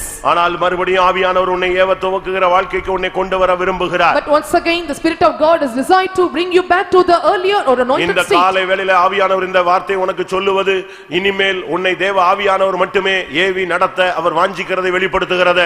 In this morning time the Spirit of the Lord is urging you and telling you what his desire is this, that you have to எல்லாரும் urge into கண்களை the மூடி Spirit. முழங்கால் படியிடுவோம். Let's close our eyes and bend our knees. இந்த ஏவுதல்ல எந்த ஏவுதலுக்கு நீங்கள் கீழ்ப்படிந்து வாழ்ந்து கொண்டிருந்தீர்கள்? In what of all the among all these urgings, for all the urgings you have obeyed and ஒருவேளை destroyed. தவறான ஏவுதலுக்கு இடம் கொடுத்து நீங்கள் வாழ்வின் இலக்கை விட்டு நீங்கள் தடுமாறி போயிருக்கலாம். Sometimes you have given room for the wrong urging and you stumbled away from your life. உன் ஜெப வாழ்வை இழந்திருக்கலாம். And you may lost your prayer life. உன் தரிசனத்தை இழந்திருக்கலாம். You may lost your vision. உன்னுடைய அழைப்பை நஷ்டப்படுத்தி You may இருக்கலாம். count lost your calling. உன்னுடைய பரிசுத்தம் தீட்டுப்பட்டு Your போயிருக்கலாம். holiness may be defiled. உன்னுடைய விசுவாசம் குறைந்து போயிருக்கலாம். Your faith may be decreased. உன்னுடைய நம்பிக்கை தளர்ந்து போயிருக்கலாம். Your hope may be gone away. நீ தேவனை விட்டு விலகி போயிருக்கலாம். You may gone away from இந்த God. ஐக்கியம் உனக்கு கசப்பா இருக்கலாம். This fellowship or unity may be எதுவாக bitterness. இருந்தாலும் சரி, Whatever it may be. தேவன் மறுபடியும் உன்னை நேசிக்கிறார். And once again the Lord is loving தேவன் you. மறுபடியும் உன்னை திருப்ப விரும்புகிறார். And once again the Lord want to draw you இந்த back. காலை வேளையிலே உன்னை கொண்டு வந்ததின் நோக்கம், The purpose the Lord brought you in this morning N time. மகனே மறுபடியும் நான் உன்னை ஏவ விரும்புகிறேன். My son, once again I want to urge you. உன் ஆவியை ஏவ விரும்புகிறேன். I want to stir up your உன் spirit. மனதை நான் ஏவ I விரும்புகிறேன். want to provoke your mind.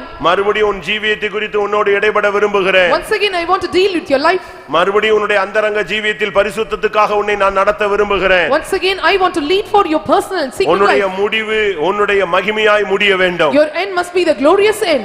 உன்னுடைய அபிஷேகத்திலே உன்னுடைய ஓட்டம் முடிய வேண்டும். Your race must end with anointing. உன்னுடைய முடிவு சோரோவுக்கும் எஸ்தாவோலுக்கும் நடுவே முடிய வேண்டும். Your end must end between the Zorro and Eshtaol. அங்கேதான் நான் உன்னை சந்தித்தேன். And that is the place where I met you. அதே அபிஷேகம், The same அதே anointing, தரிசனம், the same அதே vision, வெளிப்பாடு, the same அதே revelation, ஜெப ஆவி, the same spirit of அதே prayer, பரிசுத்தம், the same அதே holiness, எழுப்புதல், the same revival, அதே நடத்துதல் the same நான் compassion. உனக்குள் மறுபடியும் தர விரும்புகிறேன். Once again I want to give you back. நான் உன்னை சிம்சோனாய் அபிஷேகம் பண்ணியிருக்கிறேன். I anointed you as a Samson. நான் நீ விழுந்தாலும் உன்னை விடமாட்டேன். Even if you fall, I will never leave you. உன்னை நான் மறுபடியும் எழுந்திருக்கச் செய்வேன். Once again I will raise you up. உன்னுடைய ஓட்டம் சோராவுக்கும் எஸ்தாவோலுக்கும் நடுவே முடிய வேண்டும். Your race must end between the Zorro and Eshtaol. நான் மறுபடியும் உன்னை ஏவுவேன். Once again I will revive you உன்னை up. நடத்துவேன். I will lead you. கிறிஸ்துவின் அன்பு உன்னை நெருக்கி ஏவும். The Christ's love will consternate you. ஆமென். எத்தனை பேர் வாஞ்சிக்கிறீர்கள்? How many of you desire? ஆவியானவரே என்னை ஏவி நடத்தும் ஆண்டவரே. Spirit of the Lord urge me and lead me. ஒவ்வொரு நொடியும் ஆவியானவருடைய ஏவுதலுக்குள்ளே நான் நடக்க வேண்டும். Every second I must be in the Spirit leading. நீங்கள் கேட்கும் பொழுதே அபிஷேகம் இறங்கட்டும். When you ask, let the Spirit of the Lord come upon you. ஆவியானவர் மறுபடியும் உன்னை ஏவ துவக்க போகிறார். And the Spirit of the Lord is once again going to start urging you. இனி தேவன் உன் விஷயத்துல மௌனமாய் இருக்க மாட்டார். Hereafter the Lord will never keep silent in your matters.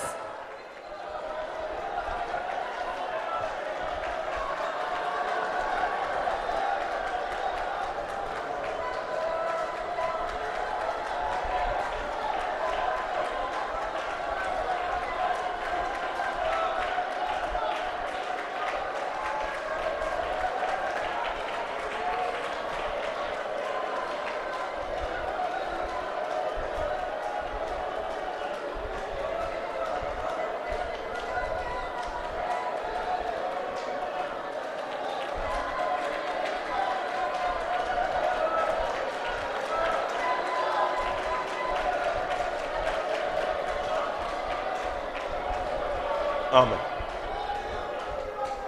பரிசுத்த ஆவியின் ஏவுதல் உள்ள ஒரு வாழ்க்கை எனக்கு ஏற்கனவே பிராக்டிஸ்ல இருந்துச்சு அப்படின்னு சொல்றவங்க, அந்த கிருபையுள்ள அனுபவம் இருந்தவர்கள் கை வைத்து. Already I had the gracious experience of being led by the or urged by the Spirit of God. உண்மையா சொல்லுங்க. Say truly. என்னை எழுப்பி இருக்கிறாரு. And he make me up. என்னை நடத்தி இருக்காரு. He led me. சில இடத்துல பிரச்சனையான இடத்துக்கு என்னை போக விடாம ஆவியானவர் என்ற பேசி நிப்பாட்டி இருக்கிறாரு. And Spirit of God spoke to me by hindering to go to the problematic place. சில இடங்கள்ல உதவி செய்ய என்னை ஏவி இருக்கிறாரு. In some places he urged me to help. அப்படி உண்மையான ஒரு தூண்டுதல் உள்ள ஒரு வாழ்க்கை எனக்கு ஏற்கனவே கிருபையா தேவன் தந்தாரு அப்படின்னு சொல்றவங்க மட்டும் கை வைத்து. And truly the Lord had given me the urging life or instinct life in the past days. ஆனா சூழ்நிலைகள் மத்தியில அந்த அருமையான பிராக்டிஸை நான் கொஞ்ச காலமா இழந்து போயிட்டேன் அப்படின்னு ஒத்துக்கொள்றவங்க இப்ப கை வைத்துங்க. And those who accept I lost the state or lost the experience because of some such circumstances. நான் அப்படி ரொம்ப அனுபவிச்சிருக்கேன். I have experienced like this in me. அப்படியே தெரியும், பளிச்சுன்னு தெரியும். And it will be very cleanly known to us. ஆவியானவர் டக்குன்னு பேசுவார். The Spirit of God will urge us. சரியா சொல்லுவார். He tell us very correctly. அது எப்படி நம்ம வர்ணிக்கிறதுன்னு சொல்ல முடியாது. I don't know how to admire it. அப்படி கரெக்ட்டா தெளிவா பேசுவார். And very accurately he speak to me. அப்படி பிராக்டீஸ் எத்தனை பேருக்கு இருந்துச்சு? And how many had this practice? ஒருவேளை சூழ்நிலைகள் மத்தியில நீங்கள் அதை இழந்திருக்கலாம். In many kind of situation you may lost it. ஆனா இப்ப நான் விசுவாசிக்கிறேன். But now I believe. இந்த மெசேஜ் மறுபடியும் அதை உனக்கு தர போறதுக்கு தான் சொல்றார். And this message once again he is telling to give you back. ஒருவேளை இந்த பிராக்டீஸ் இதுவரைக்கும் இல்லனா இனிமேல் உங்களை பிராக்டீஸ் பண்ண போறார். And if you don't have this practice till now you are going to practice right now. இழந்திருந்தா அதை திரும்பி தர போறார். If you have lost the Lord is going to give you back. இனிமேல் ஆவியானவர் உன்னை நடத்துறத பாரு, ஆச்சரியமா இருக்கும். And hereafter the Spirit of God leaving may be amazing to you. Hallelujah, hallelujah. அந்த அபிஷேகத்தை பெற்றுக்கொள்ளுங்கள். Get that anointing. ஆவியானவர் நடத்துகிற அபிஷேகம். The anointing where the Holy Spirit leads you. ஆவியின் ஏவுதலின் அபிஷேகம். The anointing by the urging of the Spirit. வாயை திறந்து கேளுங்க. Open your mouth and ask.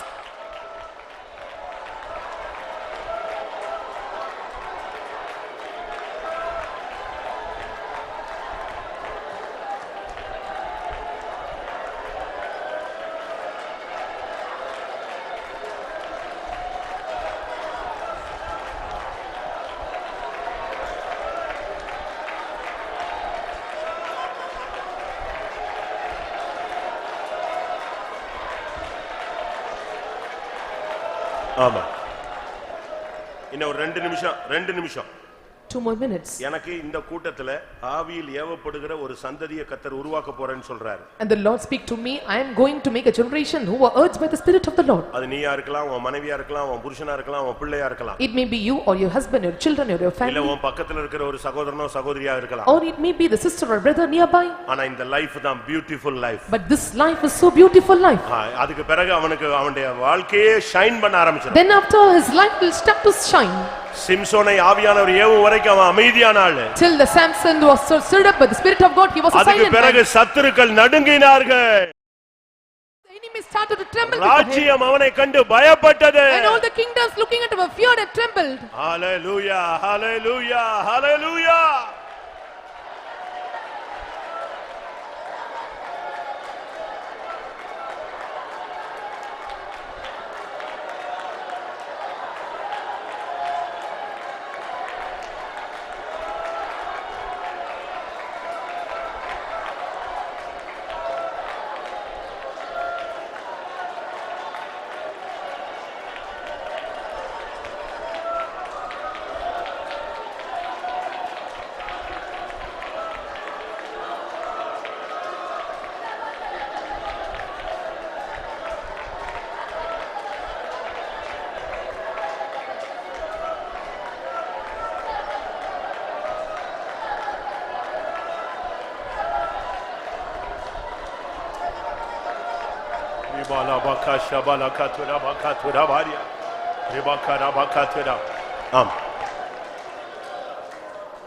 இந்த அபிஷேகம், This anointing, உனக்குள் வருகிற தவறான ஏவுதலை உனக்கு தெளிவாய் சுட்டி காட்டும். it clearly point about all the wrong urgings comes in you. எது தவறு எது சரி என்பதை ஆவியானவர் இனிமேல் உனக்கு எச்சரிப்பார். The Spirit of the Lord clearly warns you what is right and what is wrong. அவனுடைய தேவன் அவனை நன்றாய் உணர்த்தி நடத்துவார். His God will completely make it feel and make it right. இன்னைக்கு நீங்க பெற்ற அபிஷேகம் உங்களில் நிலை கொண்டிருக்கும். The anointing that you receive now will confirm in you. இந்த அபிஷேகம் உன்னை ஏவும்.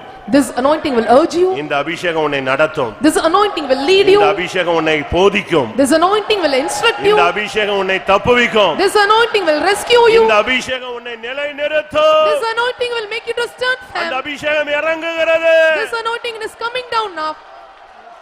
எபாலபகரபக திடபக திடபக திடானியா.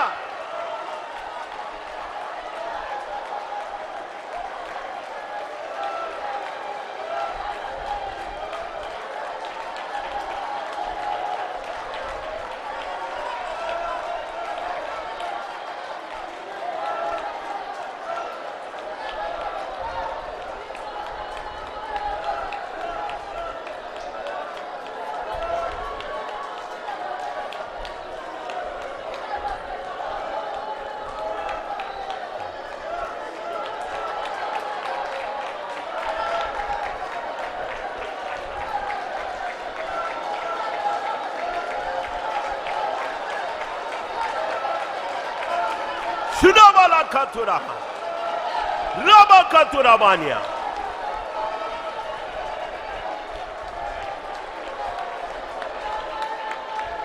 Tudabakatura Mania.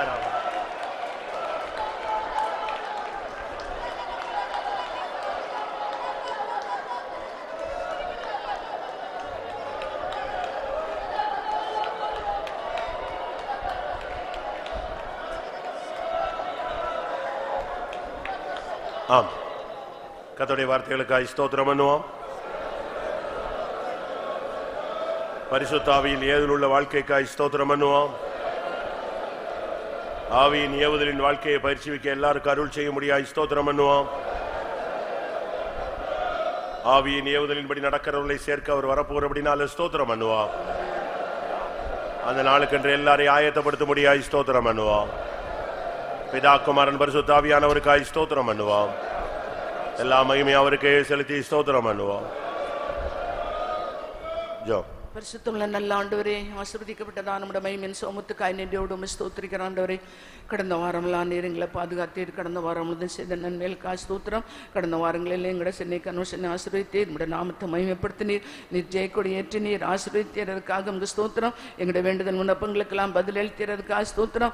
இந்த வாரம் முழுதும் நீர் எங்களை பாதுகாத்து இந்த வாக்கத்தாவே ஆண்டவர் இந்த புதிய வாரத்தை கூட எங்களுக்கு தந்திருக்கிறீர். ஆண்டவரே, வாரத்தின் முதல் நாள் காலையில் எல்லா ஆவியோடு உண்மையோடு நம்முடைய சமூகத்தில் ஆராதிக்க எங்களை கொண்டு வந்தீர். ஆண்டவரே, இதுவரை தேவனாய கர்த்தர் எங்களோடு கூட எங்களுக்கு செய்த எல்லா நன்மைகளுக்கு நன்றியோடு ஸ்தோத்திரிக்கிறோம். இந்த காலவேளையில தேவ சமூகத்தில் வந்து பாடி மையப்படுத்தி நம்முடைய ஆவியினால் நம்முடைய அபிஷேகத்தினால் எங்களை நிறைவேற்ற நன்றியோடு ஸ்தோத்திரிக்கிறோம். கர்த்தருடைய ஆவியானவரே, இந்த காலவேளையில எங்களிடத்தில் இறங்கி வந்து ஆண்டவரே நீர் எங்களோடு பேசினதான் நல்ல ஜீவ வார்த்தைகளுக்கு நன்றியோடு ஸ்தோத்திரிக்கிறேன். கர்த்தாவே ஆண்டவரே உங்களுக்கு ஸ்தோத்திரம். ஆண்டவரே ஆண்டவரே சிம்சோனும் கூட கர்த்தாவே ஆண்டவரே அவன் சோராவுக்கும் இஸ்ராவேலுக்கும் நடுவே இருக்கும்பொழுது அவன் தேவாவின் தான் பாளையத்தில் இருக்கும்பொழுது அவன் ஏவப்பட்டான். ஆண்டவரே ஆண்டவரே எங்களுக்கும் கூட அந்த ஆவியானவரால் ஏவப்படுகிறதான் அந்த நிலவரத்தை எங்களுக்கு தாரும். ஆவியானவரை ஏவப்படுதான் அந்த கர்த்தாவே ஆண்டவரே ஜீவித்தை எங்களுக்கு தரும்படியாக ஆவியானோட கரத்தில் தருறோம். எந்த விதத்தில் தவறான கர்த்தாவே ஏவுதல் தவறான நடத்துவை எங்களுடைய ஜீவித்தில் இராதபடி ஆவியானவர் எங்களை வழிநடத்தும்படியாக வேண்டிட்டு வரங்க கர்த்தாவே. ஆண்டவரே உங்களுக்கு ஸ்தோத்திரம். அவன் கர்த்தாவே தானில் இருக்கும் பொழுது அவன் ஏவப்பட்டான். ஆண்டவரே கர்த்தாவே உங்களுக்கு ஸ்தோத்திரம். அவனுங்களுக்கு கர்த்தாவே ஆண்டவரே பெண்கள் மேல் உள்ளதான கண்கள் இச்சை வந்த பொழுது கர்த்தாவனுக்கு சோதனை வந்தது என்றாலும் கர்த்தருடைய ஆவியானவர் அவனை ஏவினார். ஆண்டவரே கர்த்தாவே அவனை ஏவின பொழுது அவனை சிங்கத்தை எதிர்கத்தாவே ஆண்டவரை எதிர்கொண்டதான ஆண்டவரே கர்த்தா சிங்கத்தை கர்த்தா அவனை கர்த்தா கிழித்து போட்டான். ஆண்டவரே இதுபோல நாங்களும் கூட எங்களுக்கு விரோதமாய் வருகிற பொல்லாத வல்லமைகளை ஆண்டவரே நாங்கள் எங்களுக்கு சீறி வருகிறதான அந்த பொல்லாத சிங்கத்தை அவன் கிழித்து போட்டது போல நாங்களும் கூட எங்கள் ஜீவித்தில் வருகிற எல்லா விதமான வல்லமையை அழித்து போட ஆவியானவர் எங்களுக்கு வல்லமை கிருபை அபிஷேகத்தை நாட்களை தருமடியாக வேண்டிட்டு வரங்க தாவே. தாவீதும் கூட கர்த்தாவே ஆண்டவரே ஆண்டவரே ஜனங்களை தொகையிடும்படி பிசாசு அவனை ஏவினார்னு பார்க்கிறோம். இந்த விதத்தில் இங்க தாவீதை போல எங்களுடைய ஜீவித்தில் சாத்தானால் ஏவப்படுகிற அந்த ஆண்டவரே இந்த நடத்துவங்களை வராதபடி கர்த்தருடைய ஆவியானவர் எங்களை ஆள்கொண்டு நடத்தும்படியாக வேண்டிட்டு வரங்க தாவே. ஆண்டவரே பவுலும் கூட கர்த்தாவே ஆண்டவரே குறி சொல்லுகிற ஆவி ஏவுதல் உள்ளதான் அந்த ஆவியை பார்த்தான் அதட்டினான். ஆண்டவரே அந்த ஆவிகள் அவனை விட்டு ஓடி போனதான். அதுபோல கர்த்தாவே எங்களுக்குள்ள இருக்கிற பொல்லாத ஆவிகளை அதட்டப்படுவதாக கர்த்தருடைய ஆவியானவர் எங்களை ஆண்டு நடத்தும்படியாக வேண்டிட்டு வரங்க தாவே. ஆண்டவரே நீர் வனாந்தரத்திலே கர்த்தாவே ஆண்டவரே உமக்கு ஸ்தோத்திரம் கர்த்தாவே. பரிசுத்த ஆவியானவரால் ஏவப்பட்டு வனாந்தரத்துக்கு போனீர். அங்க மிருகங்களோடு சஞ்சரித்தீர். தூதர்கள் உங்க பணிவிடை செய்தார்கள். ஆவியானவர் ஏவுதல் எங்களுக்கு நடத்துவ இயேசுவை போல ஆவியானோட ஏவுதல் நடத்துவ எங்களுக்கு தரும்படியாக வேண்டிக்கிறோம்.